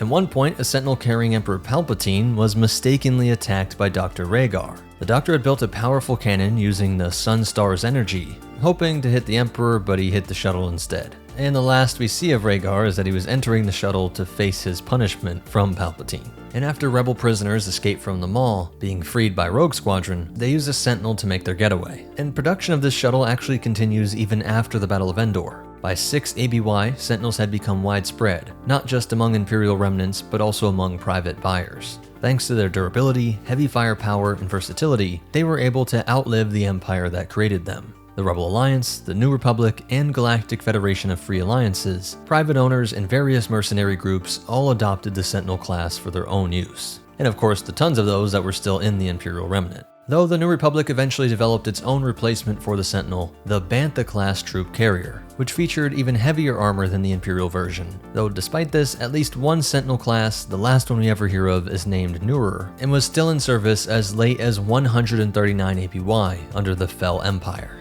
There aren't much behind the scenes facts, but it has the incredible honor of being one of the few what are called C canon elements, things that came from the expanded universe material like comics or games, to actually make it into the most canon of media, the actual movies, with it first appearing in the game Shadows of the Empire, and making it into this special edition of A New Hope. There are a lot of critiques of the special editions, but just for the lore on this ship, it is pretty impressive. Something about this design really impressed Lucas, to the point that he wanted to add it to his baby, the very first of the Star Wars movies. And the Sentinels have also been used as Imperial landing craft in all 3 Star Wars RTS games, Force Commander, Galactic Battlegrounds, and Empire at War. If you want to learn more, a lot of the resources came from the Essential Guide to Vehicles and the New Chronology. Please hit that like button, it really is the best way to help me out. Subscribe so you don't miss anything, and check out these other videos, I'm sure you'll like them. But most important of all, remember, shuttles keep your military running, and the Force will be with you, always.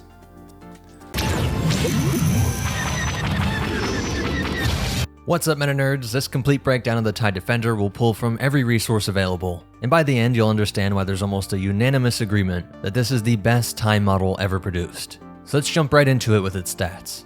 The hull measured about 9.2 meters long, or about 30 feet 2 inches, making it about a Wookiee longer than the TIE Interceptor, though the T-65B X-Wing was still longer at about 12.5 meters or 41 feet.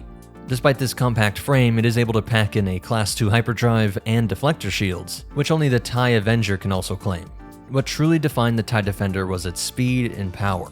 With a top atmospheric speed of 1,680 kilometers per hour, about 1,045 miles per hour, it made it the fastest combat craft of its era, and was significantly faster than even the TIE Interceptor, which tops out at 1,250 kilometers per hour, or 775 miles per hour, and blows away the X-Wing and all other advanced variants of the TIE. The twin-ion engines that it's using are the Sinar PSZ 9.7 models, and these advanced thrusters made it incredibly agile, faster than anything the Alliance had ever faced, and it flew more like an interceptor.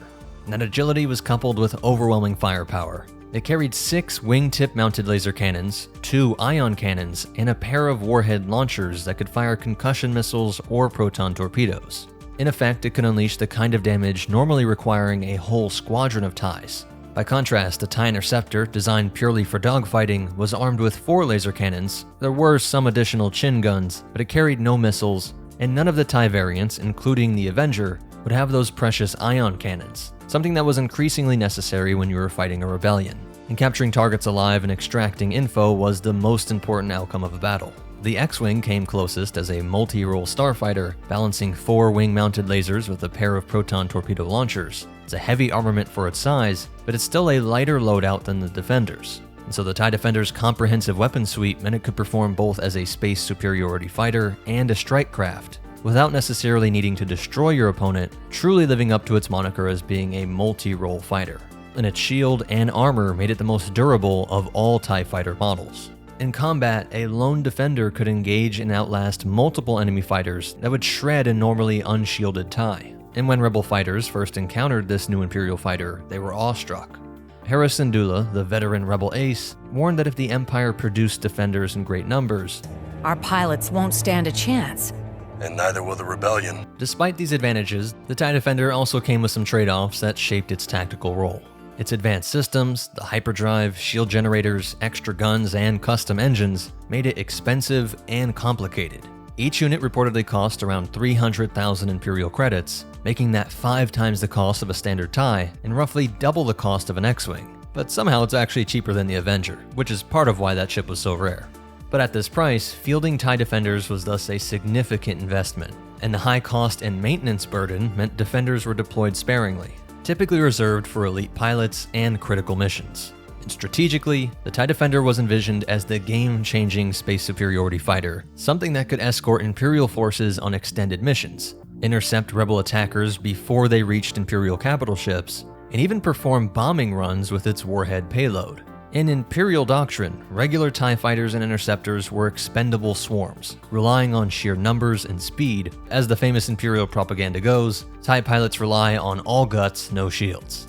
If you were a TIE pilot who survived long enough and impressed your superiors, you might end up sitting in a TIE Defender. And the logic of those like Thrawn was that one TIE Defender really did give you more than 5 TIE fighters. It blended the interception duties of a TIE Interceptor, the fast pursuit and dogfighting aspect, with the punch and independence of an X-Wing.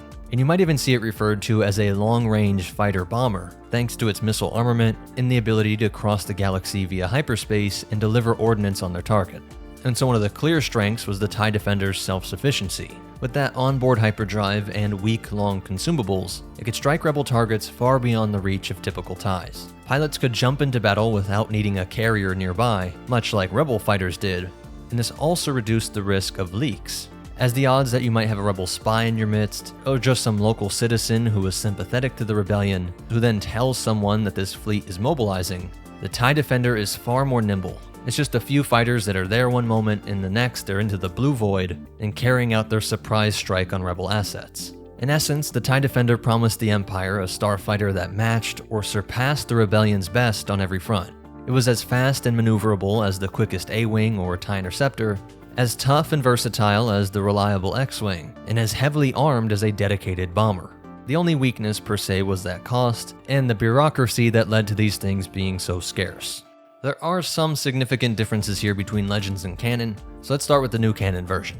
2 years before the Battle of Yavin, Thrawn initiated the TIE Defender program at the Imperial factories on Lothal, aiming to counter the growing Rebel threat with a new generation of starfighters. The program had the full backing of Grand Moff Tarkin and Emperor Palpatine, showing that at least at first, the Empire had high hopes for Thrawn's project. The prototype defenders were designed by Imperial engineer Morgan Elsbeth, a name that would resurface decades later, and this prototype represented a leap forward in TIE design, and unlike some of his fellow Imperial leadership, Thrawn immediately recognized what a great design this was. Unlike the Death Star, which was secretly under development as Project Stardust, Thrawn's TIE Defender was a fighter-scale solution to the Rebels, theoretically cheaper and more targeted than a single enormous battle station. And there were Imperial strategists that began to debate diverting resources from Project Stardust to the TIE Defender program, especially as Director Krennic's Death Star suffered delays. If construction of the Defender is to continue, you must make your case directly to the Emperor himself. Thrawn argued that a fleet of elite fighters could be more decisive and flexible than any single superweapon. In the early development, Rebel spies managed to steal schematics and even sabotage test flights, which does prove that they recognized what a threat this was to the Alliance. When Phoenix Squadron, the rebels based on Lothal, encountered a TIE Defender prototype in combat for the first time, they barely escaped. Hera Syndulla's warning about the Defender's lethality spoke to the panic it induced. Here was an Imperial TIE that could outrun, outgun, and outlast the rebels' best fighters. Thrawn continued refining the design, even creating a specialized variant known as the TIE Defender Elite, which featured improved engines and shields beyond the baseline model. This top-tier prototype, flown by Baron Volt Scarus, was dramatically increased in speed and protected by enhanced deflectors. And remember, this is something that already beat everyone else in sheer stats. so this thing would simply overwhelm anything else it came across. Yet, even as the TIE Defender project reached its peak, it was about to be cut short. In a dramatic series of events on Lothal, Governor Price, who was Thrawn's ally, ordered the destruction of Lothal's fuel depot to thwart a rebel operation, an act that inadvertently crippled the factory's ability to produce defenders. This, combined with political shifts in the Imperial High Command, proved to be the TIE Defender program's undoing. Word of the Death Star's impending completion reached the Emperor, and the promise of that doomsday weapon eclipsed Thrawn's fighter initiative, as this was the true love child of the Emperor that was being worked on since even during the Clone Wars, and did more align with the Tarkin doctrine of leading through fear. Funding and resources were pulled back to Project Stardust, leaving the TIE Defender essentially cancelled by Zero ABY. By the time of the Battle of Yavin, only a handful of defenders existed, and they had not spread beyond Thrawn's region of operations. The Empire chose to pour its might into the Death Star, which we can't know how the TIE Defenders would have performed, but I think it's safe to say that Death Star 1 and 2 were enormous failures. And so though it plays no major role during the Galactic Civil War, the few prototypes and schematics that survived had long-lasting influence. Decades later, the First Order's engineers incorporated many of the Defender's innovations into their own next-generation TIEs, like the First Order's TIE SF and Kylo Ren's TIE VN, which featured deflector shields, hyperdrives, and heavy weaponry. And so in a way it lives on in spirit, and would forever haunt Hera Syndulla. Even decades after the war, she mused at what might have been, saying that if the Empire had deployed 100 TIE Defenders instead of building one Death Star, the Rebel Alliance story might have ended very differently. While in the original canon, the story of the TIE Defender plays out very differently. It is started in response to the Battle of Yavin, when the sudden Rebel victory forced the Empire to rethink its military strategy. Recognizing that standard TIE fighters were outclassed by Rebel X-Wings and Y-Wings, Imperial High Command initiated several advanced starfighter projects, chief among them the TIE Defender. Grand Admiral Demetrius Zarin, the Empire's head of starfighter R&D, was placed in charge of developing the TIE Defender in total secrecy. This top-secret program saw multiple prototype stages before the final design was achieved. The first step was a testbed fighter called the TIE Advanced X7, which was essentially a predecessor to the Defender. Early X7 prototypes retained the Defender's distinctive tri-wing configuration, but were stripped down technologically, initially lacking the hyperdrive, ion cannons, and missile launchers that would later define the TIE Defender. These prototypes were used to experiment with new high-output engines and targeting systems, and in 3 ABY, during the Imperial assault on Hoth, a squadron of TIE Advanced X7 prototypes were even field-tested in battle. Imperials have got some new kind of ship design. Let's see what they're made of. These prototypes proved underwhelming in that engagement. Renegade Squadron managed to destroy or even capture some of them, but the data gathered was invaluable. Undeterred, Zarin and Sinar Fleet Systems engineers kept refining the design, and by 4 ABY, shortly before the Battle of Endor, the TIE Defender project had reached its completion. The final production-ready Defender was ready to be rolled out, envisioned as a replacement for the aging TIE bombers and assault gunboats. But this moment would be marked by betrayal. Grand Admiral Zarin, the very man overseeing the Defender's development, turned traitor. Seeing an opportunity to use the powerful new starfighters for his own gain, Zarin launched a coup d'etat against Emperor Palpatine himself. Report on our recent attacks. Admiral Zarin, we have destroyed all the Sinar Fleet Systems factories located in the Omar system. Excellent. The Empire has lost most of its capability to manufacture the TIE Advanced Starfighters. We will continue our destruction of the Emperor's military-industrial centers. In the midst of this Zarin insurrection, the rogue Grand Admiral attempted to steal or destroy all TIE Defender prototypes and production facilities, hoping to deny Palpatine the use of this advanced weapon while empowering his own splinter fleet. And this also applied to other advanced TIE fighter versions like the TIE Avenger. The campaign that followed became the stuff of Imperial legend. Zarin's forces seized research platforms and factories, while loyalist Imperial forces scrambled to reclaim the Defender technology. Notably, Grand Admiral Thrawn, who was at this point one of the Empire's rising strategists, took command of the effort to stop Zarin. Thrawn, aided by elite Imperial pilots like Merrick Steele, managed to recapture the prototypes and secure the TIE Defender production lines. In one battle over the Parmel system, a trio of loyalist-flown TIE Defenders was pivotal in thwarting Zarin's attempt to escape with the prototype containers. Eventually, Zarin's coup failed, he was defeated, and the Empire's regime stood, though a bit shaken, and the Defenders, having nearly been stolen by an Imperial turncoat, ironically became instrumental in defeating that traitor. After Zarin's downfall, Palpatine had proof that the new fighter was both formidable, but also a threat to his power if it fell into the wrong hands. The Empire proceeded more cautiously with the TIE Defender, and production continued on a limited scale, with Defenders being assigned only to elite units and veteran pilots whom Imperial commanders felt they could trust. The Starfighter's high cost and political baggage, as some in the Imperial court were still skeptical of it for being Zarin's baby, this all worked to ensure that it was never mass-produced across the entire Imperial Starfleet.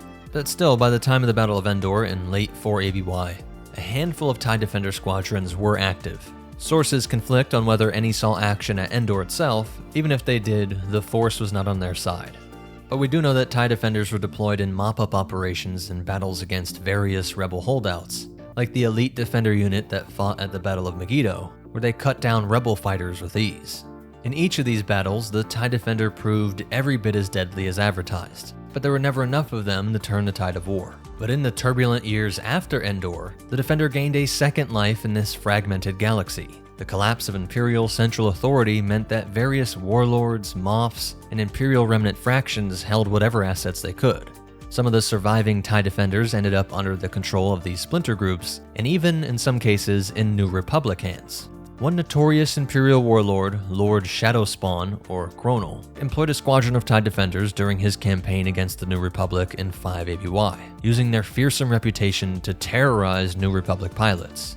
The NR learned to counter the Defender's strengths with superior tactics, and sometimes just sheer numbers, but every encounter was costly. Perhaps the most remarkable chapter of the Defender's post-war career came in 9 ABY, during the events of the novel Isard's Revenge. The recently formed New Republic found itself in a temporary alliance with Yazan Isard, the former Imperial Intelligence Director, and they were working against their shared enemy, the warlord Prince Admiral Delek Krenel. Rogue Squadron, the New Republic's ace unit, the once Luke Skywalker Squadron, was equipped with TIE Defenders, which were provided by Isard for a covert op. Flying the Empire's deadliest fighters, Rogue Squadron infiltrated Krenel's forces and used the Defenders to devastating effect, even bringing down an enemy planetary shield during the Battle of Sirtrek IV.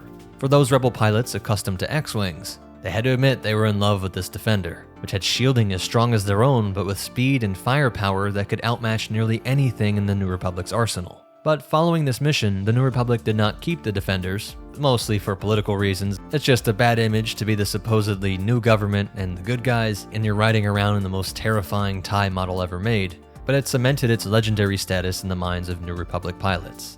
And some do stick around even as late as 25 to 30 ABY during the Yuzan Fong War, where veteran pilots on both sides would speak of the TIE Defender with respect and fear, and were even able to use them against the invading extragalactic forces. The last documented use we have of them used by the Imperial Remnant goes as far as 44 ABY, 4 decades after Endor, but it was still one of the deadliest fighters in the galaxy, a testament to how ahead of its time the TIE Defender truly was. And so there is a common thread in both the original and new canon, that the TIE Defender was clearly the best option for the Empire, but the Emperor could not utilize this out of fear. Whether it was his want to impose fear with his super weapons, or his own fear of how powerful it would be in the hands of new Imperial traitors. That's it for its breakdown, and as for behind the scenes facts, it was created for the 1994 video game Star Wars TIE Fighter, and you were able to fly it. It was left out in the 1997 multiplayer game X-Wing vs. TIE Fighter, stating that it would just be unbalanced. And the game data files have a hilarious entry, with the description field reading, quote, "Advanced Space Superiority Fighter, this craft is too powerful to be put in this simulation. Dream on, fanboy."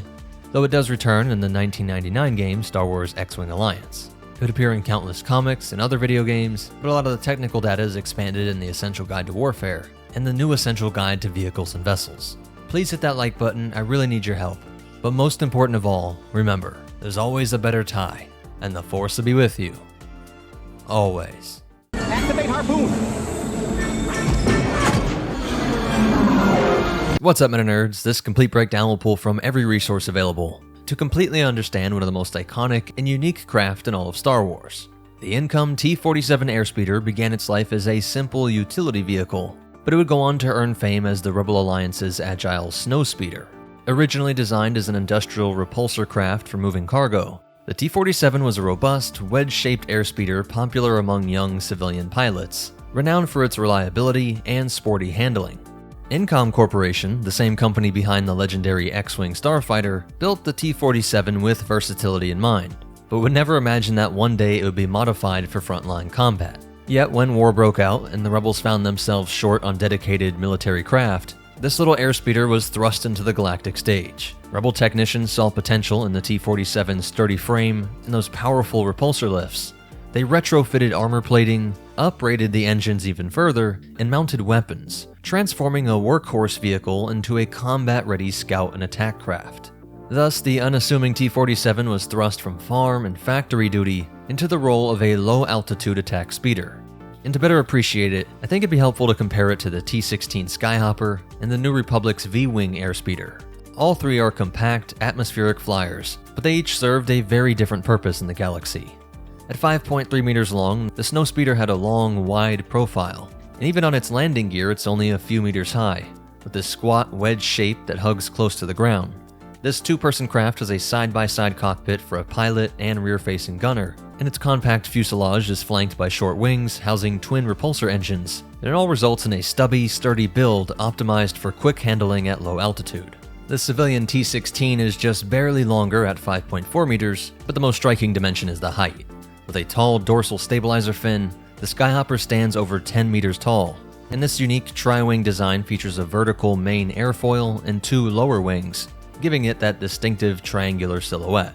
The single-seat cockpit is perched at the junction of these wings, and all this gives the T-16 excellent stability and high-altitude capability, but it also means the pilot has to look out from between those two large wing panels, though advanced instruments in the cockpit are compensating for that partially obstructed view. While the V-wing was designated as a dedicated military speeder, it is near 6 meters in length, with a broad, sleek profile, while having a wingspan of 9.6 meters. These wings can be deployed for increased maneuverability and house powerful repulsor lifts and afterburners, while the hull is low-slung, only a few meters tall, with a one-person cockpit that blends into its dart-like airframe. The emphasis here is on aerodynamic performance. Its elongated wings and streamlined shape let it slice through the atmosphere at high speed, giving up the compactness of the T-47 for greater speed and agility. And so they're all really around the same length, less than a meter apart. One of the clearest differences between these craft is their armament, or lack thereof, and other onboard systems.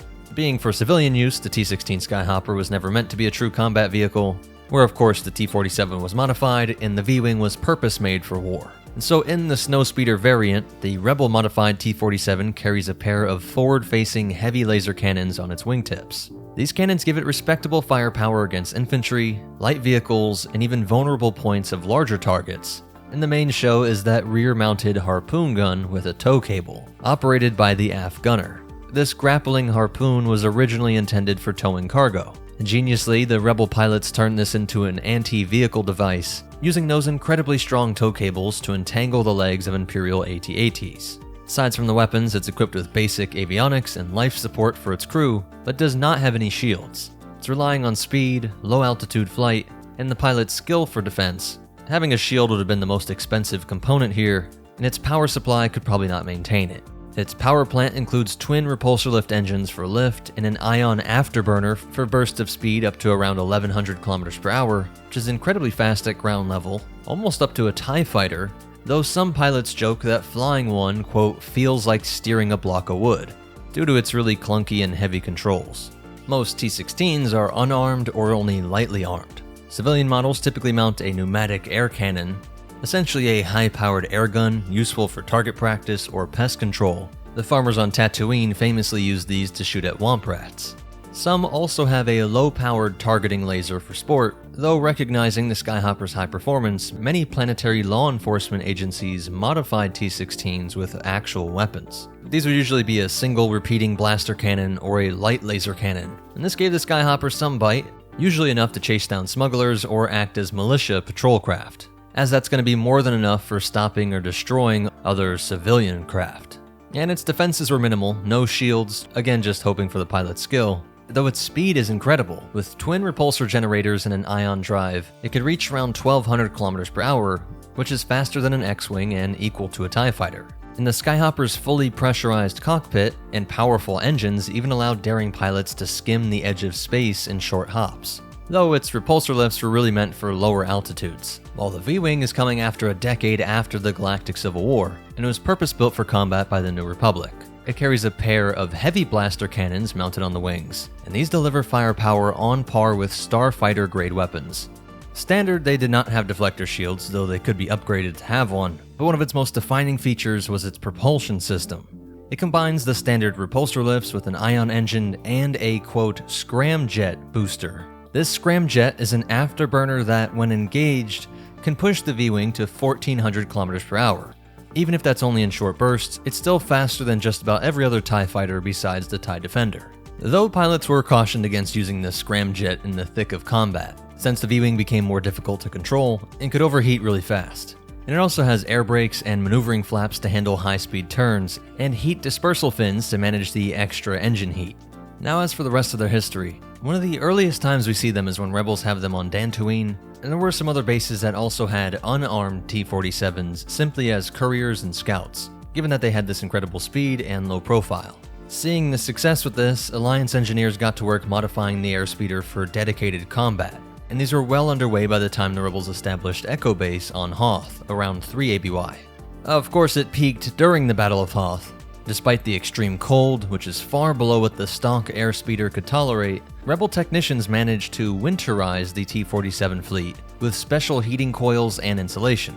When Imperial walkers advanced across the snow plains, these snowspeeders were launched in squads, and pilots like Wedge Antilles and Luke Skywalker skimmed mere meters above the snow, weaving between the legs of towering AT-ATs. Since the blasters were ineffective against the walkers' armor, they improvised, and that's when we see the amazing harpoon tow cable technique. This victory was a true metaphor for the rebellion, as this was a relatively tiny airspeeder, just a fraction of the strength and power, but it managed to topple these behemoths. A small-scale version of what the Rebel Alliance hoped to do to the mighty Empire. And even if this battle was a Pyrrhic victory, Echo Base did fall, the T-47s bought precious time for many Rebel transports to escape. And it was an amazing propaganda victory. Holovid recordings of snowspeeders tangling walkers became instant legends, inspiring people across the galaxy to think outside the box and see that it was possible to use this common tech to bring down even the most advanced war machines. After this famous engagement, they continued to serve wherever the Alliance needed them. Remember, they're faster than X-Wings. And so they operated on all kinds of worlds, from the thick forest of Endor's moons to the streets of Sullust's colonies, deployed mostly for hit-and-run attacks. A trio of them on Sullust managed to cripple an AT-AT during a local uprising, echoing the events of Hoth. Some took on a more support role, being useful in escort and evacuation missions, strafing retreating Imperial convoys, and guarding Alliance ground installations. And they were far easier to maintain than starfighters, and could operate from the most primitive bases with a minimal runway, making them invaluable to this ragtag rebel movement. In desert campaigns, the so-called Sandspeeder variant kicked up clouds of dust as they ambushed Imperial desert patrols on worlds like Tatooine and Jakku, and some specially sealed swamp speeders skimmed above bogs and marshes, providing air cover to rebel commandos slogging below. There were even reports of high-altitude T-47 operations using sky speeder configurations to provide overwatch from the upper atmosphere. Each variant was essentially the same base airframe tweaked for climate or altitude, showing the design's flexibility under duress. Because remember, even what we saw during Hoth was a heavily modified version, a special winterized version. With the victory over Endor, the destruction of the Death Star 2, and the Emperor's death, the New Republic would rise, and the T-47 eventually retired from frontline service. Many of the remaining airframes were decades old by then, and most were barely holding on after all this service time. Though of course, if they were still operational, some found second lives in planetary defense militias, within local police forces, or in private collections. The less developed the worlds, the more likely it was you'd come across a trusty old rebel-modified T-47. That orange insignia of the Alliance fading, but not totally forgotten. Decades into the New Republic era, some were fighting with militia groups fending off against raiders and warlords, but as the V-Wing came out, it would just about completely replace the T-47 everywhere. That's it for its breakdown, and the only real behind-the-scenes facts is that you can get this cross-section in the complete cross-sections book, and Kenner even planned to make a toy of that desert-based version, the Sandspeeder, colored in orange and red, and even though the toy's production was cancelled, it does eventually live on in some of the more obscure lore. Please hit that like button, I really need your help. But most important of all, remember, resourceful modders can bring down any empire, and the Force will be with you. Always. What's up, MetaNerdz? This video will pull from every resource available to completely understand the TIE Hunter. During the height of the Galactic Civil War, Imperial engineers introduced the TIE HU, or Hunter, as a multi-role starfighter to be the answer to the growing Rebel threat. The Rebel Alliance's T-65B X-Wing had proven itself a formidable all-purpose fighter, outpacing the Empire's mass-produced TIE fighters, and proving that their swarm tactics weren't as reliable. In response, Sinar Fleet Systems, the Empire's primary TIE manufacturer, began developing the TIE HU as a countermeasure. This new TIE variant was conceived shortly before the Battle of Yavin, with development accelerating urgently after the loss of the Death Star. Some in leadership may have even been thinking of the old TIE Defender project, seeing that might really have been a better option than a single space station. Data from countless skirmishes with Rebel fighters was analyzed to guide the Hunter's design, and by decree of the Imperial Admiralty, the TIE Hunters were assigned exclusively to elite Storm Commandos, Special Forces TIE pilots handpicked for high-risk operations. Though we should note that prototype Hunters were even field-tested by ace pilots like Suntir Fel prior to their general deployment. In an early demonstration of their unconventional use, Storm Commando Crix Medine once hid his TIE Hunters underwater in a planetary reservoir, keeping them down there for nearly a week to avoid detection, and then launched them without issue. Most spacefaring vessels would also be waterproof, but this is a tactic that's almost never actually used. And being able to keep them down there for a week shows the robustness of the Hunter itself, but of course also the ingenuity of these Spec Ops Storm Commandos. But despite promising performance, production of the TIE Hunter lagged behind schedule and never reached the mass production levels of other TIE models. Each Hunter was complex and costly compared to the standard TIE, but this extra cost was just another factor leading to their limited numbers. They officially enter service around 3 ABY, right after the Battle of Hoth, by which time the Galactic Empire was desperately seeking technological edges to turn the tide of war. And so the Hunter emerged from a period of intense technological arms race between the Rebels and their allies, and this tension within Imperial leadership to just build a second Death Star, or invest in more expensive TIE fighter lines. At a glance, the TIE Hunter looks like a hybrid of Imperial and Rebel design philosophies. It retains the iconic ball-shaped cockpit and dual twin-ion engines of the TIE series, but its wing configuration is really different. In fact, the Hunter's solar array wings are arranged roughly as a mirror image to the TIE Interceptors. Where the Interceptor has the dagger-like wings bend inward, the Hunter's wing panels invert that geometry. And uniquely, the TIE HU incorporates folding S-foils similar to those on an X-Wing. The Hunter's pair of wing panels stay folded or closed during normal flight, and spread open into attack position when in combat stance. This feature was adopted explicitly because the craft was designed to emulate and counter the X-Wing's capabilities, though it doesn't exactly show great imagination. And when the Hunter's S-foils are closed for cruising, its weapons are effectively safetied and cannot be fired, which was a known limitation requiring pilots to time their attack runs carefully. But we do see that the Hunter is one of the few Imperial fighters of this era equipped with both a deflector shield generator and a hyperdrive. Another way it's trying to keep up with the X-Wing, and it's able to join the ranks of the TIE Defender. These additions gave it endurance and independence compared to most Rebel fighters, and a stark departure from the unshielded, short-range TIE LN and even TIE Interceptor models. With its advanced ion engines and lightweight design, the Hunter was reputed to be the fastest TIE variant in the Imperial fleet during the war. Specifically, it said that pilots reported its acceleration and agility could outstrip the speedy TIE Interceptor, especially with the S-foils locked closed for pursuits. To me, that means it's faster than the Interceptor, but this is probably coming out before the TIE Defender stats were known, because once the Defender gets referenced, it is by far the fastest.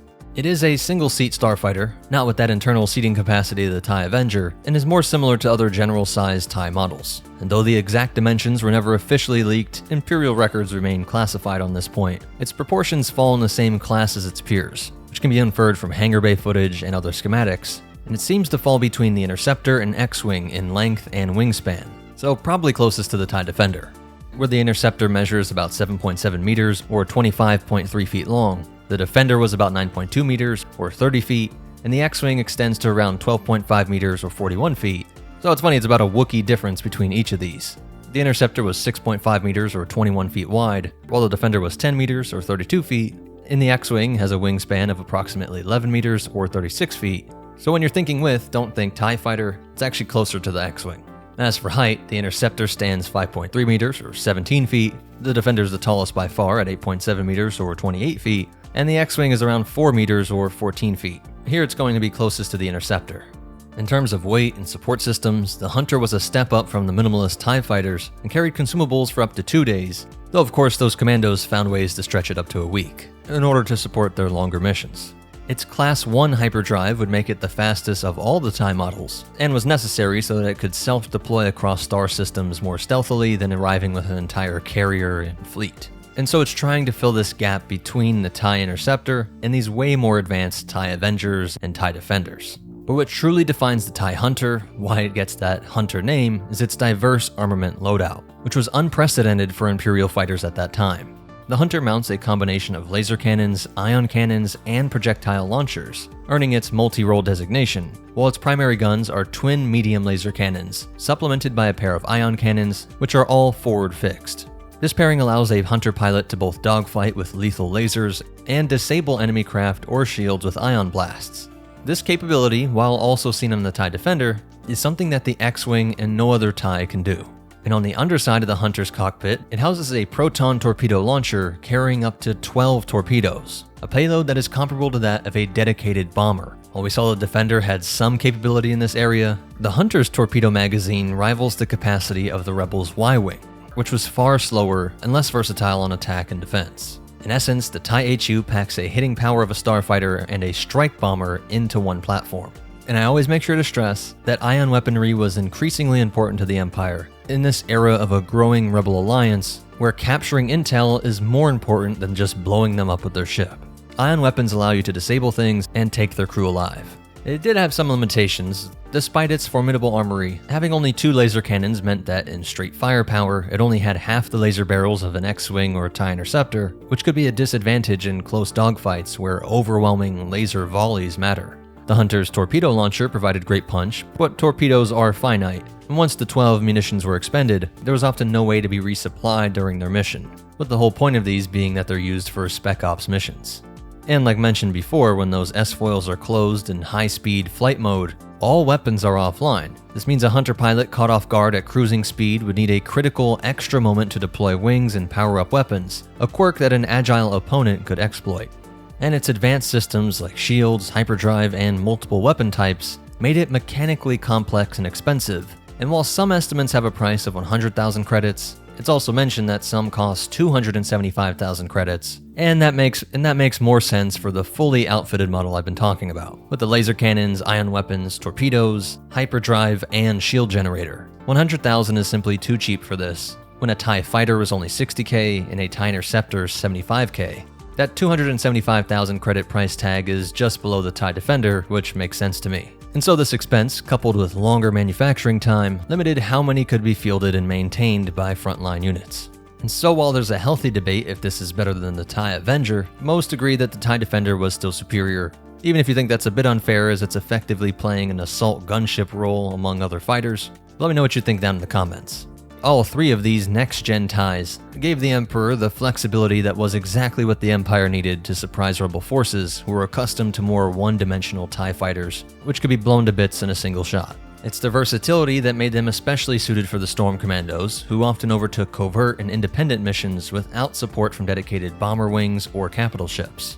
In practice, Imperial commandos deployed TIE Hunters for elite strike missions and rapid response engagements, like securing assets or VIPs, where a variety of threats might be encountered.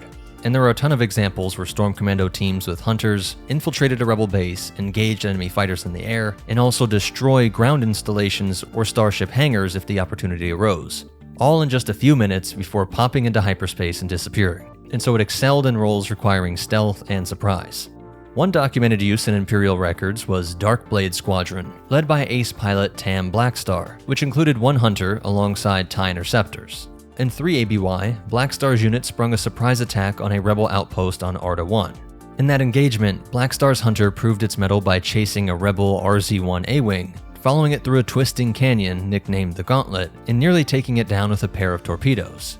This kind of high-speed pursuit and precision strike demonstrated how a Hunter could perform tasks ordinarily needing multiple ship types, like the Interceptor's speed and the Bomber's heavy ordnance, and we see Imperial tacticians praising it in the Imperial Handbook for being able to achieve space superiority and perform attack runs in a single platform. Later in the war, Alliance forces managed to capture several TIE Hunters, And in one bold operation before the Battle of Endor, Wedge Antilles led Rogue Squadron on a mission to infiltrate the Imperial shipyards at Fondor. Incoming ships, identify yourselves. We're delivering a captured rebel transport.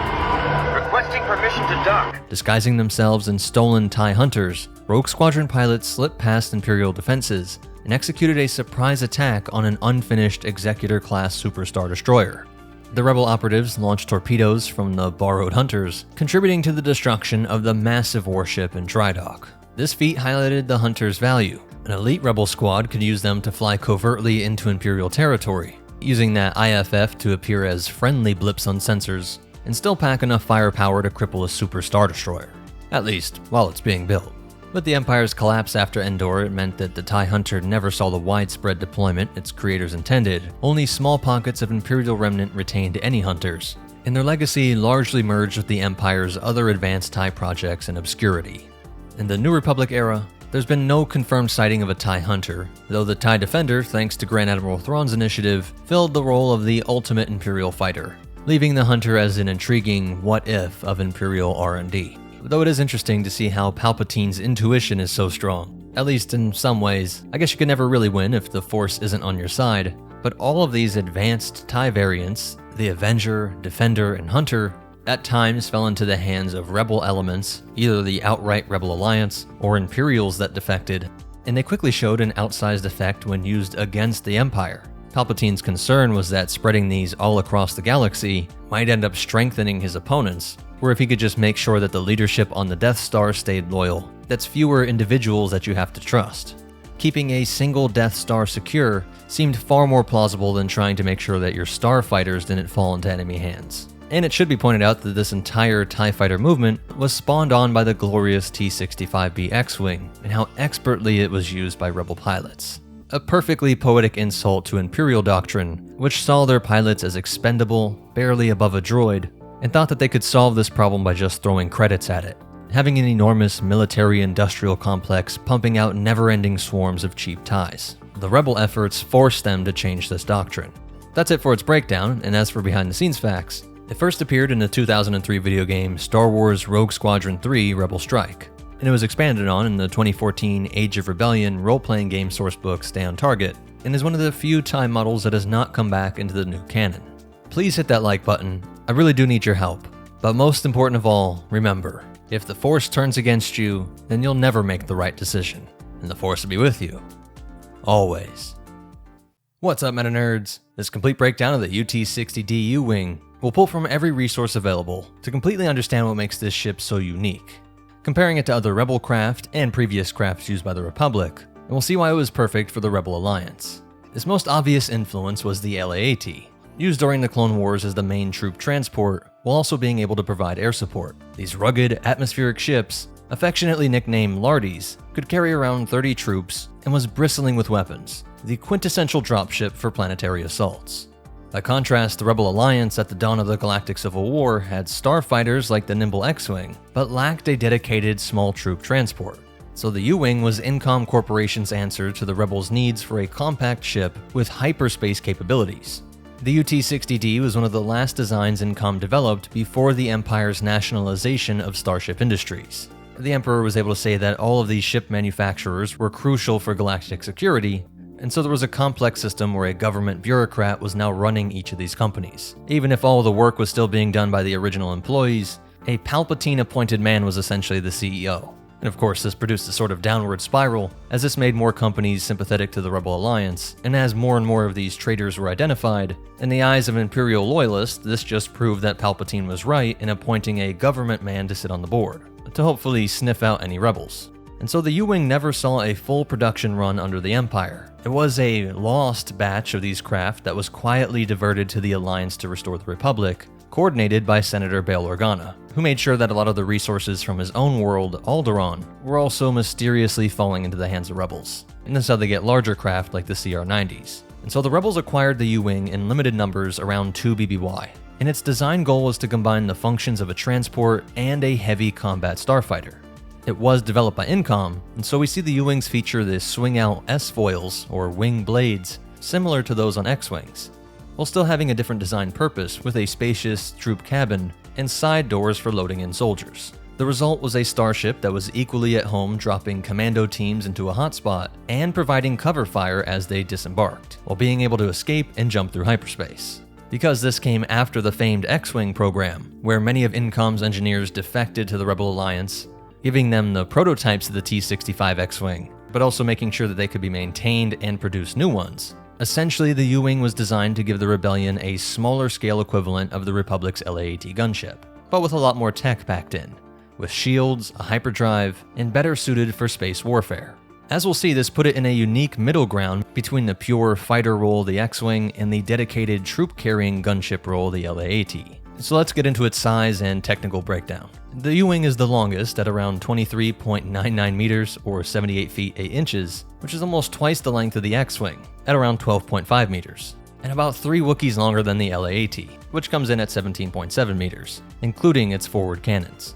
As for width, the LAAT is substantially broader at 17 meters, but could extend up to 28.8 meters with those wide wings, which dwarfs both the U-wing at 8.5 meters and the X-wing at 11.5 meters. So the X-wing is actually wider than the U-wing. Height-wise, the LAAT also leads at around 6.94 meters or 22 feet, which is more than a Wookiee taller than both the U-wing and X-wing. When it comes to speed, the proper starfighter that is the X-wing does lead with a top atmospheric speed of around 1,050 km per hour or 652 miles per hour, slightly faster than the U-wing's 950 km per hour, but both are qualitatively faster than the LAAT. The U-wing really is hitting starfighter speeds, and so we can see that each vessel's size and speed clearly match their intended combat roles. Rapid interception and dogfighting with the X-wing, versatile multi-role operations for the U-wing, and a focus on close air support and troop deployment for the LAAT.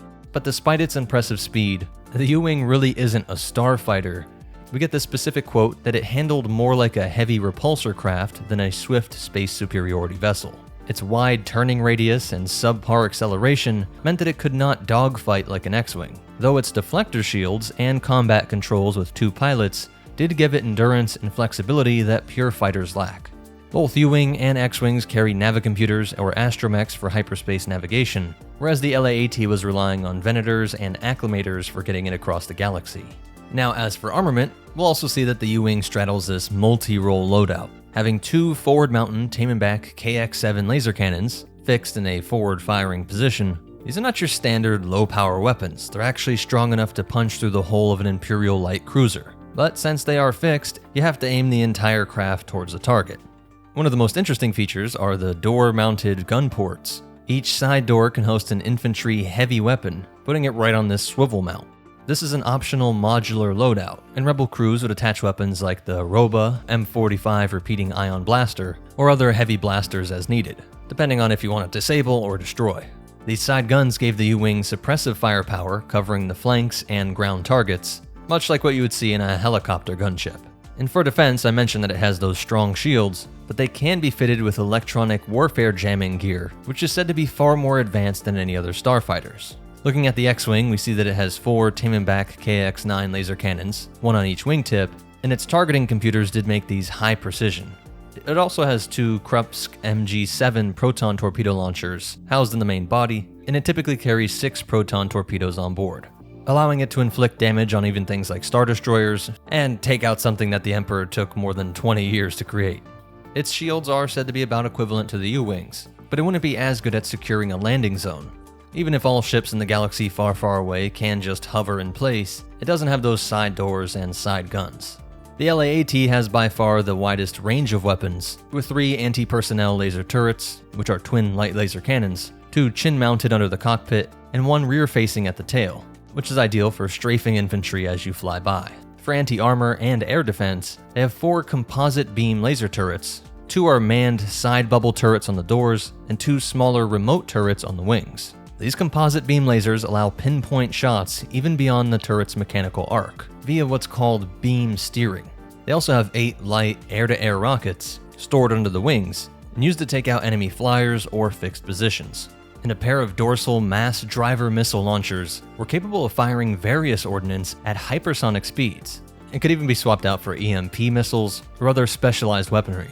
With this arsenal, a single LAAT could deliver an overwhelming close-range barrage. But defensively, they are just relying on their thick armor. It has an energy dispersive layering, which is said to help with impacts, but that's true of Stormtrooper and Clone Trooper armor also. When it comes to actual combat, most things are getting through. Of course not small arms fire like blasters, but just about every ship and vehicle weapon. And so we see the X-Wing is optimized for space dogfights and torpedo strikes. The LAAT was a gunship bristling with multi-directional weapons for low-altitude dominance, and the U-Wing is a bit of both, with heavy frontal cannons like a starfighter, but not the agility of an X-Wing, or sheer firepower of the gunship. Here it's all about versatility, being able to shoot, carry troops, fight in space and in atmosphere, hold down an LZ, and then jump to hyperspace to the next one. As for its crew, it had 2 pilots, usually 2 door gunners, and would have 8 passengers, almost always special forces teams, and they might have less troops and be leaving space for small groups to be evac'd. It also had life support and 2 weeks of consumables for these longer missions. It was loved by Rebel commando teams and strike forces, being able to do stealthy inserts, especially with the electronic jamming package, or just bet on those shields and fly directly into fire, doing a quick drop-off or pickup. And so the U-Wing pilots had to be effective as both transport pilots and gunship commanders.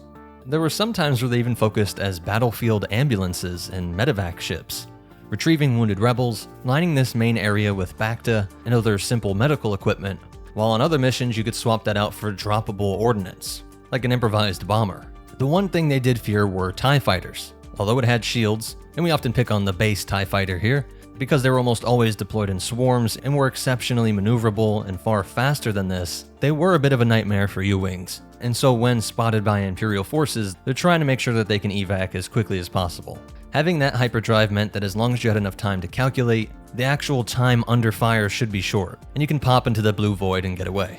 And so the U-Wing is essentially a special forces gunship, not a proper frontline assault craft like the LAAT, which works out for this being used by rebels who don't have endless credits to buy clone slave warriors for them, and its features also pair with the X-Wings in terms of strategic mobility, both having shields, being able to jump through hyperspace, and it even shares design DNA with S-foils and other shared Incom parts, and other shared parts all manufactured by Incom.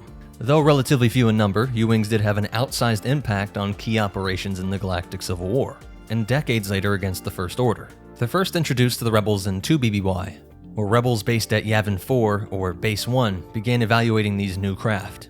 General Antok Merrick, who was a major proponent of the U-Wing, along with other rebel leaders, recommended the U-Wing for full deployment to both Starfighter Command and Special Forces units. Early on, U-Wings at the Masasi base ran medevac, transport, and supply missions. They ferried personnel between secret bases, and here's where they were doubling as field ambulances.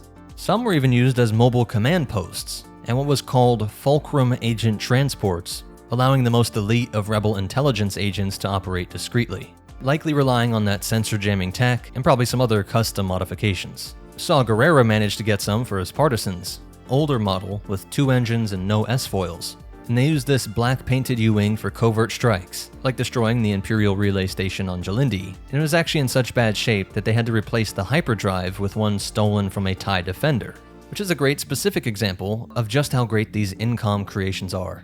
Loved by mechanics and modders who could make all sorts of things work. Evacuation Team Bravo's U-Wing, named Bravo 1, took on the mission to rescue Jyn Erso from the Imperial labor camp on Wobani, though it did need an X-Wing squadron to help during its escape. My name is K2SO. I am authorized to represent this vessel. We have encountered a minor technical setback. We got the SOS, K2. What have you got on board and what do you need from us? We have a priority 1 person of interest that we must deliver safely back to Yavin 4. It made the narrow escape after the Death Star's test firing on Jeddah, and then flew to locate Galen Erso. Here we see just how difficult it was to navigate. This is no A-Wing, as it crashes after clipping a rock spire. The most famous use would be during the Battle of Scarif, where Blue Squadron's U-Wings performed 2 critical tasks nearly simultaneously, ferrying Rebel group reinforcements into the Imperial complex and providing air support to that strike team, strafing Imperial AT walkers on the beach, using that door-mounted ion cannon to disable these giant walkers, though at least one was shot down during the battle. They would serve throughout the Galactic Civil War and into the Battle of Endor, where it's said that Rebel gunships, which is most likely U-Wings, helped to secure parts of the Forest Moon after the Death Star 2 exploded. And during Operation Cinder in 5 ABY, you can see them in hotspots like Naboo, delivering ground troops during the battle to liberate Naboo from Imperial retaliatory attacks. They're also seen during the Battle of Jakku, And late into the New Republic years, there are mentions of U-wings being used in a civilian capacity as racing ships. General Lando Calrissian saw this firsthand. And in 35 ABY, it did take part of the Citizens Fleet that answered the Resistance's call at the Battle of Exegol, the final fight against the Emperor, unless somehow he returns. So that's it for the breakdown. As for behind the scenes facts, because it plays such a major role in an actual film, it said that there were hundreds of design iterations. Gareth always gravitated towards this idea of two outstretched wings. And for him, it had a strong personality of Superman, and he described it as he sees it as a vehicle like Superman flying with his wings outstretched. It gave it a lot of forward momentum, a lot of angular direction, and visually it was just a striking image. As the story evolved, the brief became that Jin's ship was going to be our Huey helicopter version of an X-Wing. And using the helicopter motif, we realized, okay, well maybe graphically the wing should be above and the body should be hung below, so that when we see it as a logo or as a symbol, we kind of know graphically what it is, what it's supposed to do. In total, we did about 781 individual designs to finally lock the design. Everything from a smaller helicopter-sized ship that would come out of the hero's main ship, but they moved away from that idea of a larger ship and just kept with this smaller craft. And a lot of this info came from the complete cross-sections, Rebel Starfighters Owner's Workshop Manual, and the Rogue One Ultimate Visual Guide. Please hit that like button, it really does help. But most important of all, remember, there's no such thing as the best ship, just the best ship for your mission. And the Force will be with you. Always. I have arrived. What's up, MetaNerdz? This video is going to pull from every resource available over the decades to completely understand the TIE Advanced X-1.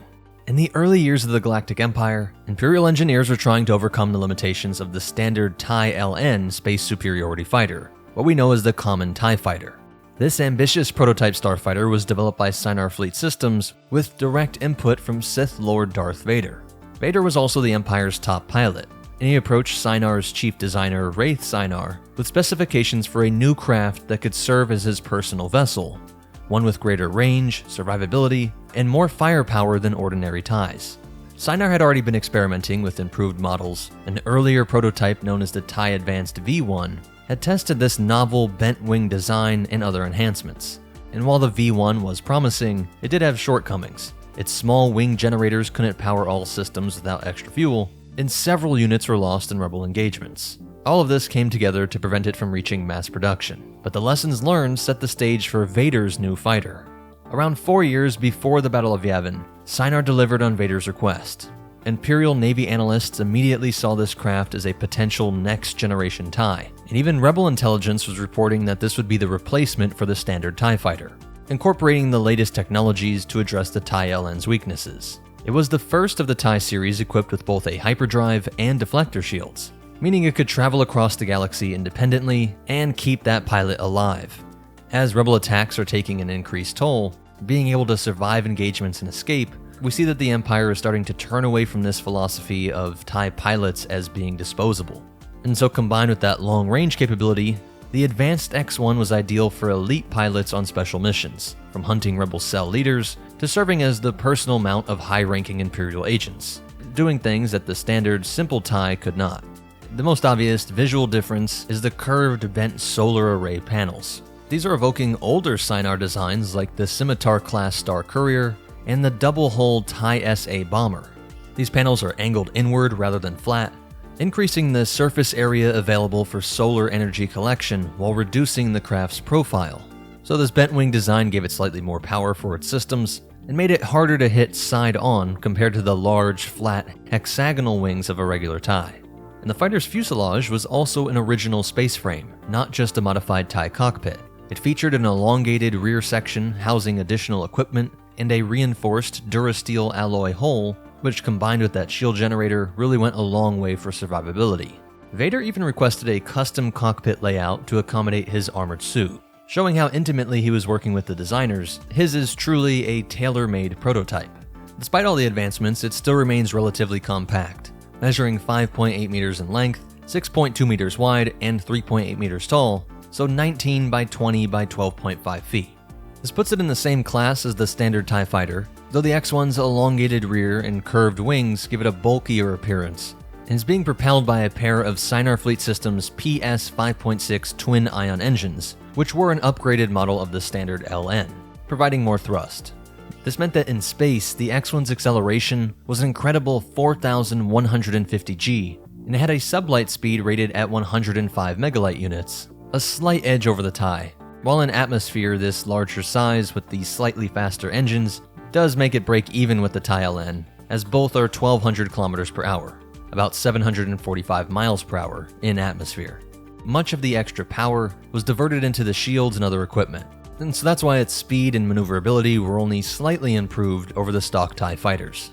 It was said to have a larger turn radius, but was more stable at high velocity and in complex maneuvers. A really useful trick, and one has to wonder if the Anakin Ghost in the Machine of Vader may have influenced Sinar in this design, but it's noted to be exceptionally well at sustaining rolling turns, in other words spinning, and was especially good at flying backwards, both of which are said to be things that the TIE fighter just cannot do.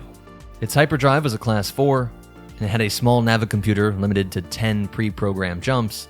This gave Imperial commanders the option to deploy the fighter independent of carriers, a dramatic change from the strictly short-range role of earlier TIEs, meaning you didn't have to have an Imperial Star Destroyer appear in a system and then deploy the TIE fighters. This thing could just pop out of the blue void of hyperspace on its own. And really reflecting its prototype origins, the shield was also an experimental new design, a stabilizing field projected by a supermagnet in the rear, which helped the ship balance the shield energy, and pairs of projector bars around the craft emitted the deflector fields. In ways, it is very similar to most other ships, but this slightly different design, while expected to give some edge, was a real headache for technicians, and even Vader himself was known to have to do last-minute tuning of the shield emitters before several missions. But that cuts both ways. The fact that Vader didn't lose his cool and just destroy this with his force powers, or slice through it with his saber, meant that it was worth maintaining. Even if far more annoying and labor-intensive, the X-1's shields really were a bit better, a true next-generation tech. And then of course there's the armament. It keeps the twin laser cannons of the predecessor, but upgrades them to heavy LS 9.3 laser cannons on fixed forward mounts. These cannons packed a stronger punch than the light guns on the TIE LN, and so you get a great synergy that it can pop out of hyperspace on its own, use its better evasive powers, its shield and better armor, to stay alive and deliver heavy laser cannon impacts, survive the battle and escape through hyperspace. Really turning the hit-and-run tactics against the rebels for once. And the biggest show here is the warhead launcher, usually a cluster missile launcher mounted under the forward hull. It could carry up to 20 cluster missiles in its magazine, and so the destructive output here is incredible. From heavy laser cannons to 20 cluster missiles, it could take out capital ships, all the way down to strafing tightly grouped enemy fighters on ground. And every pull of the trigger was incredibly accurate with the Glucon CRX-9 advanced targeting computer. This target acquisition system was reportedly more sophisticated than that of ordinary fighters and was calibrated to counteract the heavy jamming used by Rebel craft. Though again here, we're seeing that prototype issue creep up, that there were reports that pilots had to frequently adjust the targeting settings in combat in order to get the most use out of it. But again, the people complaining about it are saying that it's worth it. All the pilots that flew it seemed to love it. It was also just more comfortable. The cockpit was pressurized and had life support systems for extended missions, and carried consumables for up to 5 days of operation. Though when they did expect to see combat, they usually still wore the sealed flight suit and helmet as a precaution, just in case they did take on damage, and they had that ejector seat for emergency escapes. While a lowly TIE LN pilot might be left to die in the void of space, the advanced X-1 pilots were a higher quality, more useful to the Empire, and so there was a better chance that there might be someone coming to rescue them. Though of course, all this tech comes with a cost. They come in at 160,000 credits, nearly 3 times the cost of a basic TIE, and also the maintenance is more frequent and more expensive. But sadly, as incredible as it is, that cost really does seem to have held it back. The Tarkin doctrine was still going strong, and because a city could be terrorized by a single TIE, having more TIEs spread out across the entire Empire, making sure the citizens saw one frequently and were scared into obedience, that was still seen as more valuable than the advanced X-1 and all of its mission-specific benefits. Overall, the Empire still wanted to just pump out as many cheap TIEs as possible. But at least a sort of middle ground was reached. They saw that there was some value in making some next-gen, limited runs of new prototype TIEs. The V1 had sort of previously proven this, but their lack of shielding really held them back. The The X-1 was essentially an improved, full-scale realization of the V-1's ideas, having larger wings with a higher capacity, stronger reactor, and room to incorporate shields and a navicomputer, being a true next-gen upgrade to the TIE LN, not just the sort of different wings of the V-1. The X-1 would most directly lead to the creation of the TIE IN, or TIE Interceptor, which did become the Empire's go-to elite fighter in the years after the X-1. The Interceptor was, in many ways, a more stripped-down descendant of the X-1. They removed the expensive hyperdrive and shield systems, but did retain aerodynamic improvements and added firepower, going up to 4 laser cannons, with 1 on each of the wingtips, and those wings also being angled. The Interceptors did prove to be extremely fast and lethal, but they still relied on overwhelming numbers and were still tied to the larger support system. They had to be deployed locally via a Star Destroyer. Perhaps the true descendants of the TIE Advanced, produced by various Imperial think tanks, are the TIE Avenger and TIE Defender. The Avenger is a shielded, hyperdrive-equipped fighter that improves on the X-1's speed and maneuverability, made it leaner and stronger, adding solar strakes on the wing panels for better power distribution, and refining of the frame for agility. But the Avenger was even more rare, showing that the Imperial will was just not there to produce this kind of next-gen TIE. The TIE Defender was an even more radical leap, spearheaded by Grand Admiral Thrawn. It was a multi-role super fighter with 3 angular wings, equipped with heavy cannons, missile launchers, deflector shields, and a hyperdrive. So finally we get something that far surpasses the X-1. It was better in every way, faster, stronger, and more powerful, but of course, there's the cost. It's by far the most expensive, and so it was also incredibly rare. Now I should note that the TIE SA bomber was actually not influenced by the X-1. These were produced at about the same time, so not related to each other, but descending from this same Imperial initiative.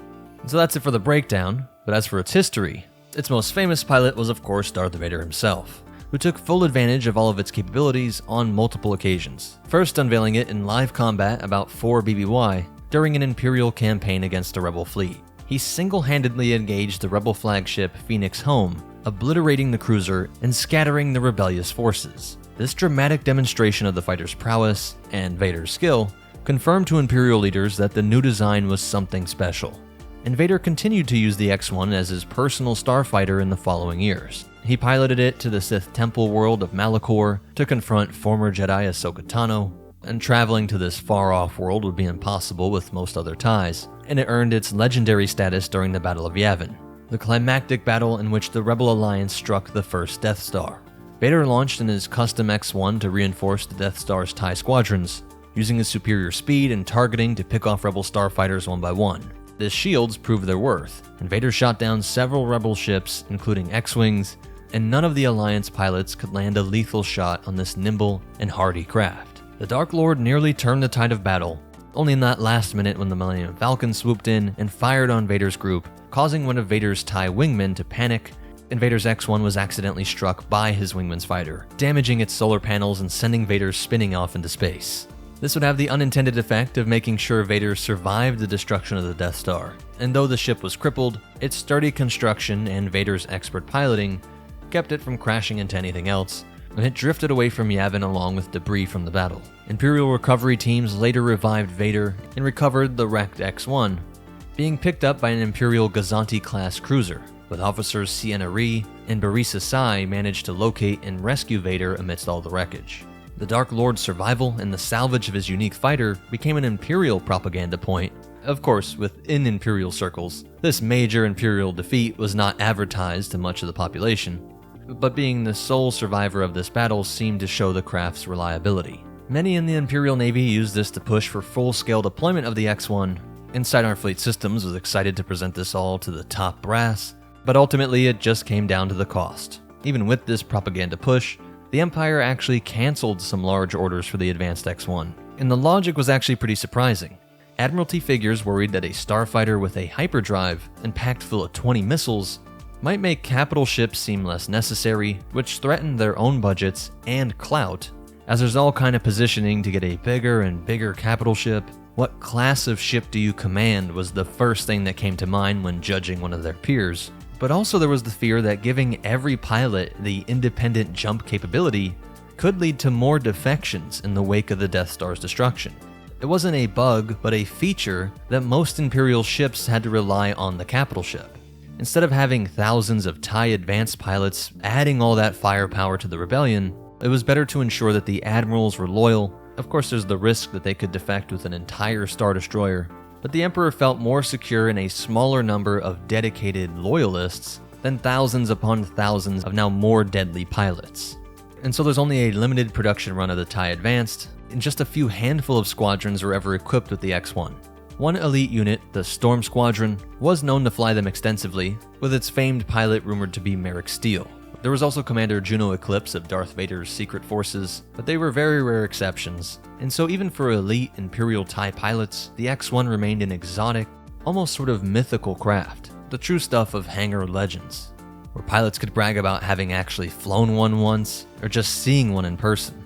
You were most likely to see one if you served on the Star Destroyer Devastator, and later the Executor, Darth Vader's personal capital ships, where there were several X-1s in their hangars. Though Imperial Commander Strom deployed a flight of X-1s from his light cruiser to attack the space station The Wheel, the Empire would blame that attack on the rebels in order to justify seizing control of the station, and two of them fought alongside an assault transport to intercept a life pod near Constancia, believed to contain rebel fugitives, and some even saw them during the Empire Day Parade on Barleth in the year 2 ABY, where two of them were put on display atop hover pads as part of a procession of new military hardware. Holo broadcast beamed images of these sleek fighters to citizens across the core worlds, evoking pride in some and fear in most. Though rebel sympathizers turned this event into a humiliation, ambushing and destroying the parade formation, avoiding civilian casualties, while hijacking this broadcast and turning it into their own propaganda effort.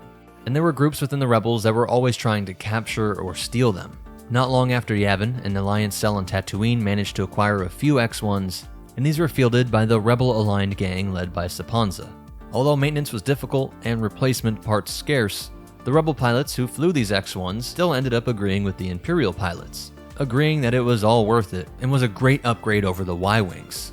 Darth Vader would continue to fly his during the rest of the Galactic Civil War, using it during the Battle of Hoth and 3 ABY, providing fighter cover for the ground assault forces, and during the Battle of Endor in 4 ABY, it was docked aboard his Star Destroyer the Executor in his personal hangar, and so it was likely destroyed when this ship crashed into the second Death Star. Now what's interesting is that there was at least one eyewitness account from Endor that claims to have seen an advanced X-1 engaging rebel fighters during the Battle of Endor in the skies over its forest moon, and this is pretty believable, and was likely flown by either the Emperor's royal guards or some elite ace under Vader's command.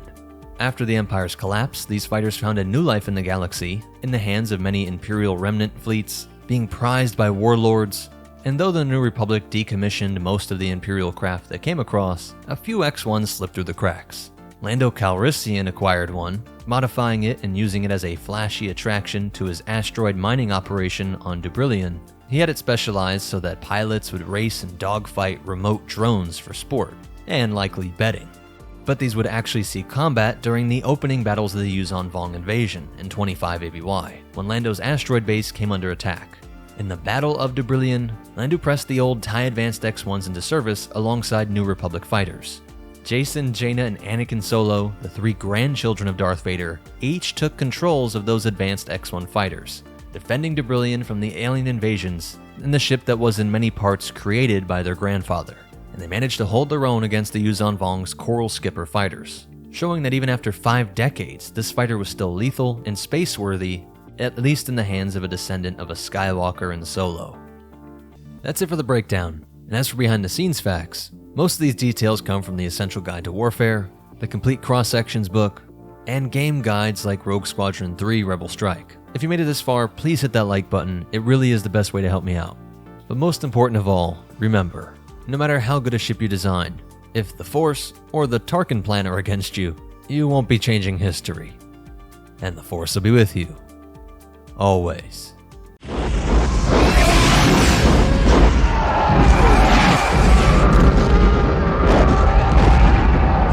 Imperial interlopers destroyed all that we knew and loved in the Night of 1,000 Tears. What's up, MetaNerdz? In this video, we'll be using every source available to fully understand the infamous primary bomber of the Empire, The TIE-SA, for surface assault, was one of the principal triad of TIE craft serving the Galactic Empire, two cousins being the TIE Fighter and TIE Interceptor. Designed from its inception as a dedicated bomber variant, the TIE Bomber featured an internal ordnance bay capable of carrying a vast range of munitions for surface and space targets, details which we'll get to in a bit. Navy, Army, and Stormtrooper forces could all call upon the TIE Bomber to provide devastating fire support to any target in any environment. Designed and manufactured by the legendary Sinar Fleet Systems in order to replace the lighter TIE GT. As you'd expect, it's built around the eponymous twin-ion engines. This propulsion system, the PS4 twin-ion engines, was known for its simplicity and reliability, with no moving parts, which made it very low maintenance while lightening the craft overall and improving maneuverability. Its reliability was further enhanced by sharing numerous components with others in its family, including the cockpit, wing brace, laser armament, and drive system. Unlike complex, high-technology craft like the Rebel X-Wing, TIEs were usually combat-ready at a moment's notice. There was also no hyperdrive or dedicated shields, two of the most complex and expensive components for any craft, but this lightened the logistical and monetary strain on the series. On the other hand, it made the TIE bombers dependent on a mothership to bring them in between systems. But that's not really an issue, as the Imperial flag reigned across the galaxy. The bombers did not even include landing gear, just another component meant to lighten the craft and extend its range. Instead, they would be typically docked in suspended gantries, with their pilots boarding through a dorsal hatch. And for maintenance and servicing, the bombers would be cycling through moving launch racks to a separate space where they'd be refilled and rearmed, before being moved combat-ready back into the flight bay. And while they were structurally capable of sitting on their wings, this would strain the craft's frame. And Imperial pilots were conditioned to rely on specialized facilities, which also had the psychological effect of making sure they didn't feel independent. But all these cost and weight-saving measures did lead to many disadvantages. Without a hyperdrive, the TIE Bomber could not be used to conduct out-of-system strikes. Without shields, the bomber was punishing to fly, as one mistake could leave the craft crippled or destroyed by an enemy fighter. But of course, Sinar's design bore fruit in the area where it was intended, increasing maneuverability. The TIE Bomber boasted a stunningly impressive rating of 86 DPF, making it 45% more agile than its counterpart, the BTLB Y-wing, and only 14% slower than the viciously nimble TIE Interceptor. Perhaps most impressively, the TIE SA was 15% more agile than the X-wing, enabling it to theoretically outmaneuver the queen of Rebel fighter craft. And speed-wise, the TIE Bomber performed adeptly with a maximum speed of 80 megalights, identical to its Y-wing counterpart, and not too far behind the 100 megalight speed of the TIE Fighter and X-wing. Laden with ordnance, however, the TIE SA was a plodding snubcraft, managing only a 60 megalight speed fully loaded. So they're somewhat banking on a surprise attack, delivering all their ordnance, and then making a more speedy retreat as other Imperial forces flood in. Its atmospheric performance was slightly worse compared to in a vacuum, with a max atmospheric speed of 850 km per hour, slightly slower than the B-wing and X-wing, as the blunt, solar panel wings of the craft slowed it considerably in yawning maneuvers, though still decent ability to pitch and roll, as these angled solar wings, built to increase durability, ironically made the TIE Bomber slightly better suited to turning in atmosphere than its TIE Fighter stablemate. Now that speed and maneuverability are out of the way, let's get to the part you've all been waiting for, the firepower. The most notable feature of the TIE SA is its twin pod design, with the port pod solely reserved for ordnance. A series of 3 independently rotating weapon rings carry a wide variety of munitions, racked and loaded by an internal maneuvering arm as the pilot selected his choice of ordnance. The potential payload could include one or a tailored mixture of proton bombs, proton torpedoes, guided concussion missiles, simple thermal detonators, or orbital mines up to a weight of 15 metric tons. 2 of the internal weapon rings carried spherical ordnance such as the proton bombs and mines, fed into a bomb chute for vertical delivery, while the 3rd was dedicated to missile armament and fired directly forward. Bomber squads could perform a wide variety of space or ground tasks, from seeding space with orbital mines to precision bombing of ground targets to delivering devastating volleys of concussion missiles against enemy fighter formations. The bomber had a reputation for precise delivery of firepower, delivering a tailored payload where the immolation of an ISD's orbital bombardment might be a tad excessive, and for those first 19 years of the Empire, might get those pesky civilian and senatorial critics talking. But precision is still a relative term though, as a squadron of 12 or a wing of 72 could very well flatten an entire town, borough, or installation with carpet bombing. For more specialty missions, the TIE SA could also carry thousands of dispersible pamphlets to weaken enemy morale, flip a rebellious population back to supporting the Emperor, or supply canisters to resupply isolated Imperial forces. As with other TIE cousins, the bomber's ion engines made an eerie howl passing overhead.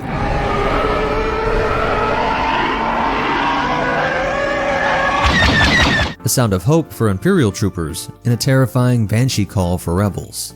In the heavily jammed electronic battle scene in the galaxy far, far away, electronic warfare systems were crucial for the success of the TIE bomber, and it came well equipped with a dedicated EMP generator mounted between the twin pods and used to short out a target's defensive electronic systems. This, coupled with a SFS TS-7B targeting computer, ensured that launched missiles and bombs reached their target. For ground strike missions, the TIE SA's Nordoxicom bomb site ensured reasonable precision, whether from close runs or high altitude.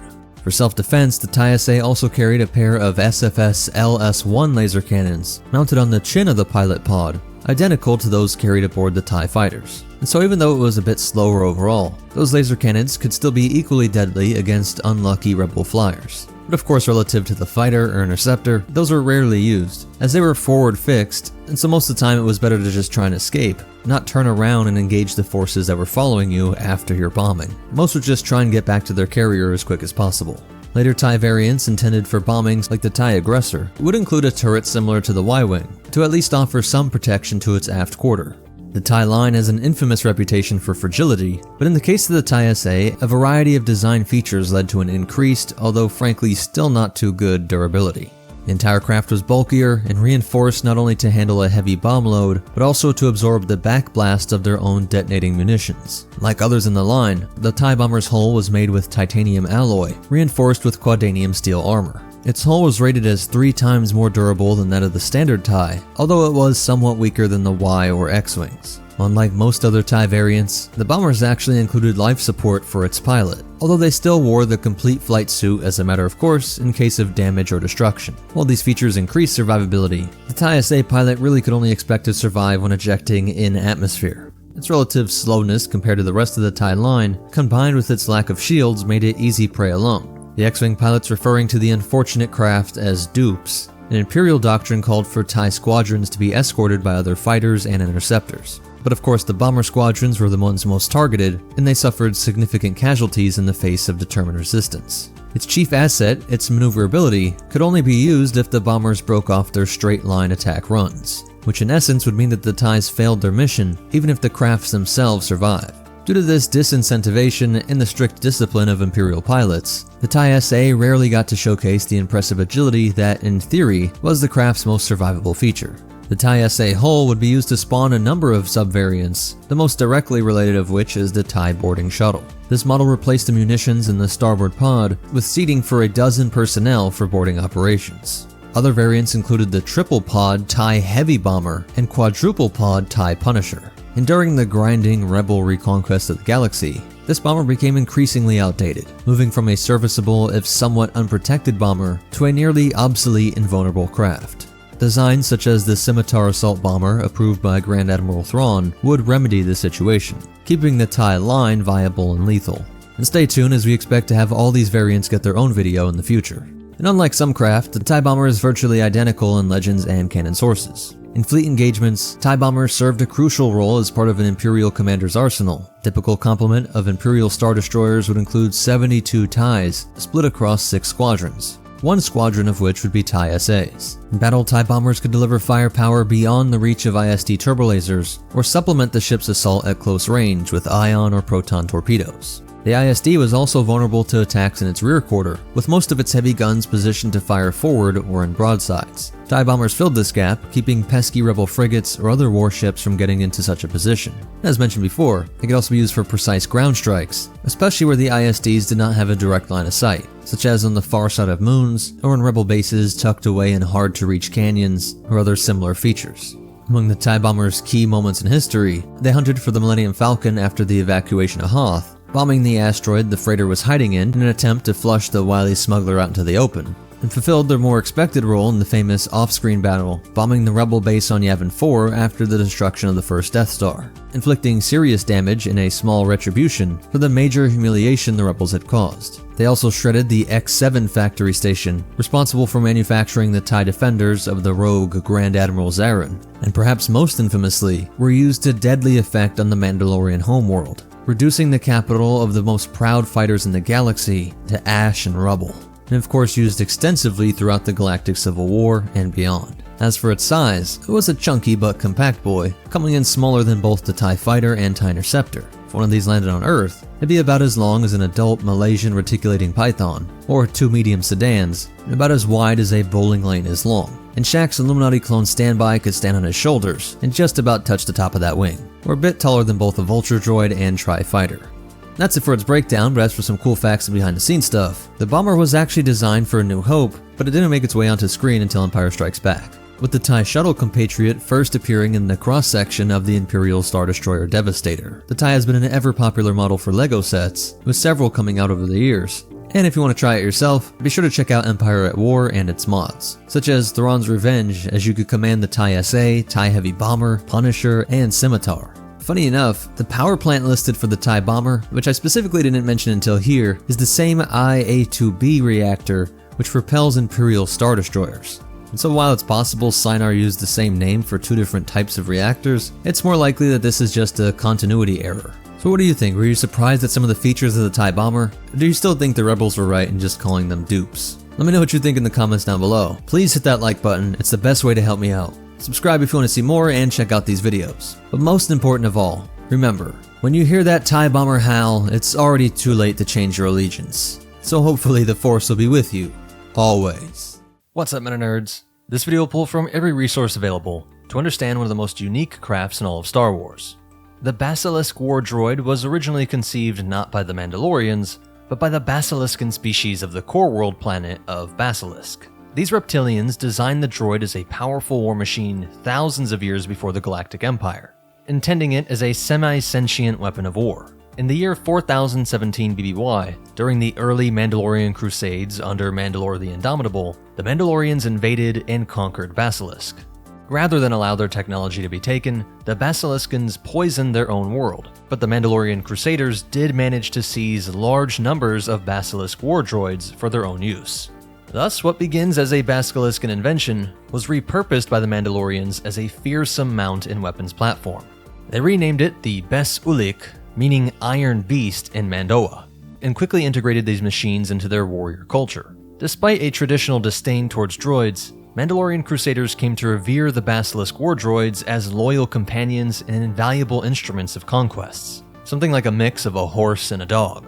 Only the most elite warriors were given the honor of riding a Basilisk into battle, effectively making them like Mandalorian knights, and these were weapons of terror, cavalry mounts meant to carry Mandalorian warriors into the fiercest battles, often literally dropping from the sky to shock and overwhelm their enemies. Other species that came across them would describe them as looking like a mechanical cross between a Zalorian rock lion and a Karan beetle. It walked on 6 legs with 2 heavy clawed forelimbs and 4 smaller hind limbs, giving it a low, wide stance like a predatory animal. The Basilisk's size could vary by model, generally standing about 2.98 meters or about 9.8 feet at the shoulder, but some variants were as large as 5 meters or 16.4 feet. The chassis was heavily armored with Durasteel plating, often painted in drab military colors, commonly green or gray, though some did have red and gold hues.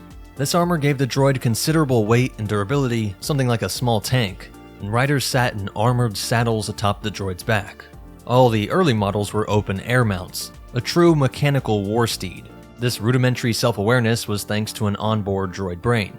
Classified as semi-sentient, comparable to some of the smarter, trained animals, it meant that they could bond strongly with their Mandalorian riders, forming empathetic connections much like living mounts would. The practical purpose of designing a machine like this was so that it could develop an intelligent relationship with the rider, picking up on all sorts of subtle cues, programming through environment and action, not just pure digital programming on the software level. It effectively acted as an extension of the warrior's own body during combat. But like we've seen with droids throughout all of history, this meant that they developed a lot of emergent behaviors. When a rider was killed, these droids were known to howl as if in pain, Though they were never depicted as independent assassins or thinkers, they do seem to be utterly reliant on direction. Someone needs to give them orders. And at the sensor level, in how they took in a lot of inputs from their environment, comes via various sensor clusters at the front and rear, giving it 360-degree threat detection, just about unheard of in the animal kingdom. It had incredible physical power. The 2 front claws could be used not only for walking or for landing, but also as melee weapons capable of tearing through obstacles and even ripping apart other armored opponents. It might pounce or trample opponents, and their exteriors could be fitted with all sorts of melee weapons like axes and swords, kit for their Mandalorian rider, really personalizing their iron beasts. And over time, extensive Mandalorian tinkering produced a wide range of Basilisk variants tailored for different roles, from 2-seat bombers that carried a pilot and gunner, to lighter stealth versions with reduced armament and extra engines. Some late generation designs departed drastically from this original animalistic look, featuring large wings and full cockpits. These really do get into the conventional starfighter territory. And all of these versions would play crucial roles in Mandalorian history. One reason they were considered, quote, the epitome of weapon technology was their fearsome array of built-in weaponry. Virtually every part of the droid's armored frame was packed with armament. Front and center at the Basilisk's nose was its primary weapon, a cluster of shockwave generator rods. When fired in unison, these rods emitted a concentrated plasma burst, essentially a short-range plasma cannon blast capable of blowing apart infantry and even punching through starship hulls. This horrific weapon let Basilisks engage small spacecraft, or even fortified bases, ripping holes through them with this raw energy. Complementing this were multiple laser cannons and other pulse wave cannons mounted on the droid's body. These provided rapid-fire blaster streams for cutting down troops or strafing enemy positions, functionally similar to the blaster cannons on a gunship. For heavier targets, the Basilisk carried missile armament, internal shatter missile launch tubes, and externally mounted concussion missile launchers, typically with a payload of 4 missiles ready to fire. Shatter missiles were anti-armor warheads, while concussion missiles gave the Basilisk a longer range punch against vehicles or emplacements. They could even deploy mines in battle, carrying a pair of space mines that could be dropped in the path of pursuing starfighters, or directly onto a battlefield. And there were special scenarios where groups of Basilisk could carry especially destructive ordnance. Pairs of Basilisk war droids could tandem tow an atomic compression bomb, essentially a nuclear device, and fling it at enemy ships or cities. This tactic turned all these droids into ad hoc bombers, literally dragging weapons of mass destruction into position. And its weapon systems could be automated, linked with the droid's semi-sentient brain. And this meant that while the rider was focused on piloting or target selection, or even dismounted and engaging in one-on-one combat, the Basilisk itself could auto-fire its cannons at any hostiles in range, acting like a separate gunner.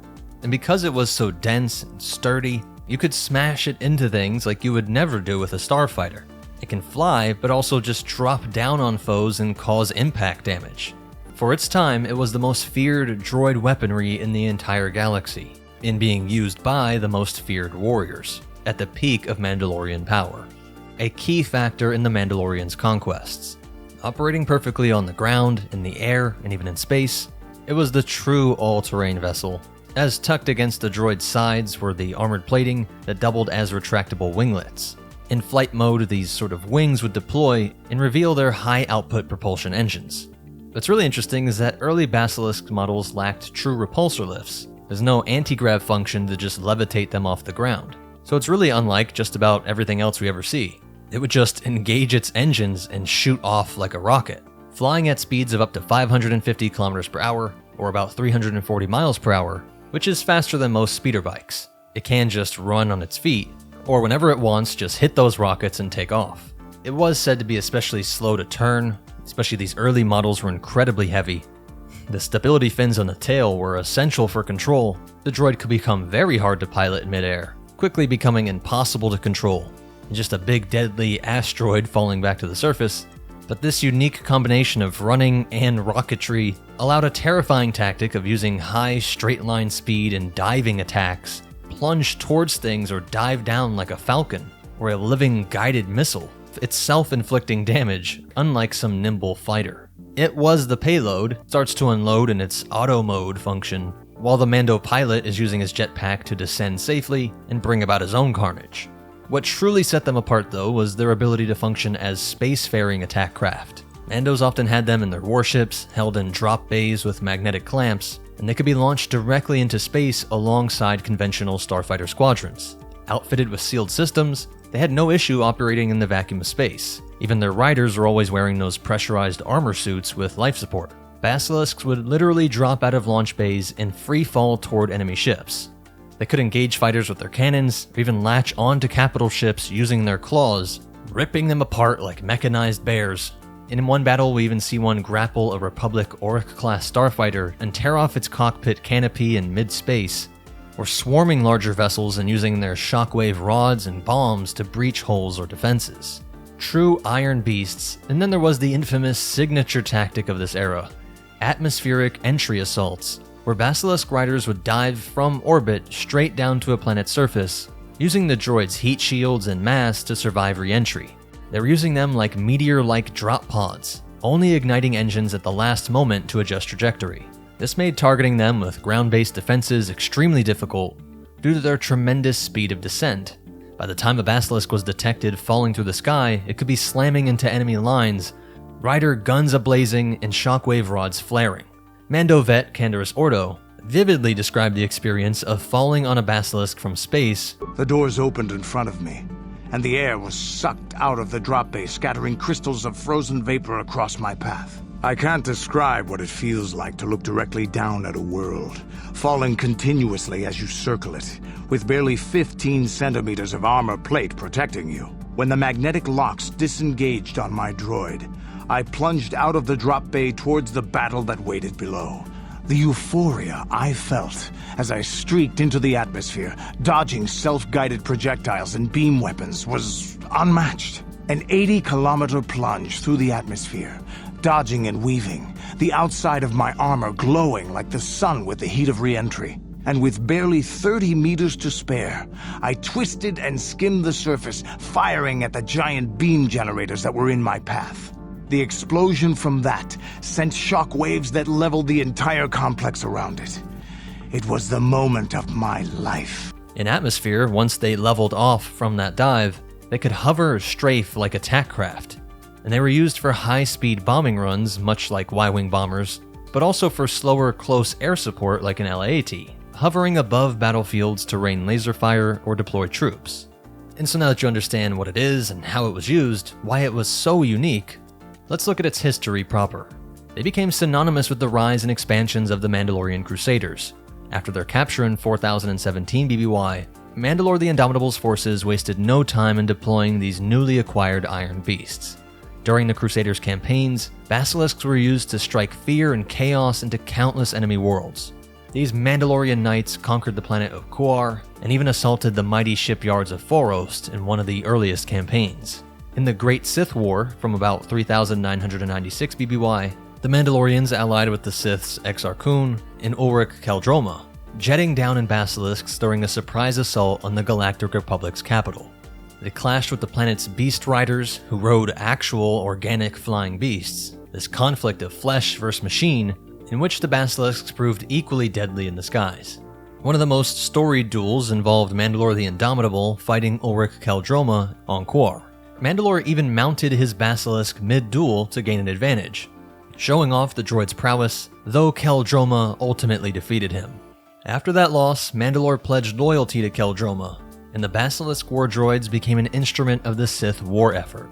They were used in the attacks on Foros shipyards, where they helped the Mandos board orbital facilities and seize Republic warships, snowballing all these assets into the Sith-led assault on Ossus, as well as many other worlds. Mandalore the Indomitable met his end piloting a Basilisk. During the retreat from Onderon, his Basilisk was shot by a Republic ship, causing him to crash on the moon Dexon. Though he died, the Zon Consortium said he was torn apart by Dexon's beasts, the legacy of Basilisk terror continued under his successor, Mandalore the Ultimate. The Mandalorian Wars from 3976 to 3960 BBY saw these war droids deployed on a massive scale against the Republic. The Mandalorians, now organized as Neo-Crusaders, used Basilisks as a core component of their shock forces. In the Battle of Cathar, they were used in an orbital bombardment with warriors raining down on the Cathar people, wiping out 90% of the population. At Vanko, they took part in orbital dogfights, and that's where we saw one grappling an enemy fighter. They were instrumental in the siege of Taurus, patrolling the skies of occupied Taurus and keeping the population in fear. On Daxon and Onderon once again, they were fielded in several battles, imposing themselves over the thick jungles, though many of them would be overrun by the Rakul Plague on Jebel. Duro would see something that was described as, quote, raining down on orbiting cities like meteors. And one of Jango's ancestors, Cassis Fett, was a Mandalorian commander who fought in numerous battles like at Jaga's Cluster, where he and his Basilisk riders would swoop in and turn the tide of battle. But the effective end of the Basilisk's golden age came about at the Battle of Malachor V, in 3960 BBY, the climactic finale of the Mandalorian Wars. Mandalore the Ultimate was slain by the Jedi Revan, and the Republic's activation of the Mass Shadow Generator superweapon devastated the Mandalorian fleet and armies. In the aftermath of Malachor, Revan demanded the Mandalorians surrender and destroy their Basilisk war droids as part of these peace terms, giving up their iron beasts, their noble steeds, whom each rider did have a personal connection with. But reluctantly, many Mandalorian clans complied, scrapping or deactivating their beloved war droids, though of course not all obeyed. Certain clans, like Clan Ordo and Clan Gendry, secretly kept a number of basilisks hidden. These surviving droids continued to be used on a very limited basis. We see one in 3954 BBY, being brought to the remote world of Rakiad during a quest to find Mandalore's mask. A skirmish broke out between the two factions. Clan Ordo had 6 of them, versus Clan Gendry's 4, and Ordo's superior numbers forced them to retreat. This was Mando vs. Mando, Basilisk vs. Basilisk combat, perhaps the first time this ever happened. And shortly after this, Canderous Ordo unified the Mandalorians and took on the title Mandalore the Preserver. He gathered his people at an old Mandalorian base at Daxon. They maintained a modified Basilisk war droid starfighter, a variant with a fully enclosed cockpit and seating for 3, used as a shuttle between Daxon and Onderon. This variant was used by the Jedi Exile, Mitra Surik, to stealthily descend to Onderon's capital Isis during a civil war. Though many of its weapons were offline in that instance, its durable armor and deflector shields let it survive the descent under enemy fire, and its mere silhouette terrorized the Onderonians, who were traumatized by the sight of basilisks in their skies during those recent wars. As the eras progressed, they became increasingly rare relics. By the time of the Galactic Empire and the Rebellion, basically no one had ever seen one, though a few did resurface.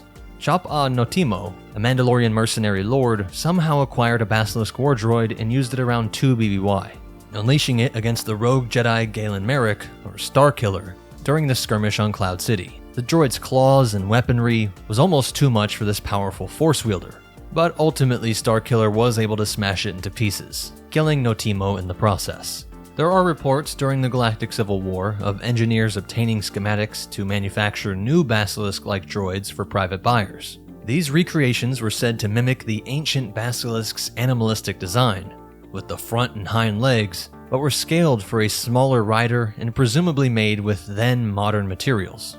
By the era of the New Republic, authentic Basilisk war droids were essentially museum pieces. Most originals had been destroyed by conflict, or when their owners were forced to do so, and then just time got the best of them. All that were found and somehow still functional were deactivated and kept in collections behind transparent steel displays. The Mandalorians themselves had long since moved on to newer technologies, but the Basilisk would forever stay as a great symbol in the soul of a Mando. It would influence the very concept of heavily armored, all-purpose war mounts like seen in Mandalorian shipwrights of this time. The Mandalorian Corporation, Mandel Motors, explicitly paid homage to the Basilisk in some of its starship designs. Around the time of the Battle of Yavin and 0 BBY, they developed the Star Viper-class attack platform, which had robust armor, wing configurations, and was meant to have design elements reminiscent of Basilisks. More directly, they created the Bes Ulic-class starfighter, which is using the same name, Iron Beast. This fighter was prototyped decades after the Galactic Civil War, and upon discovering a new source of Mandalorian iron, Beskar, the company's CEO, Jir Yamagit, decided to clad the ship in Beskar and christen it Bes Ulic in honor of the ancient droids. And the result was a cutting-edge starfighter with unparalleled durability, living up to the legendary basilisks in spirit.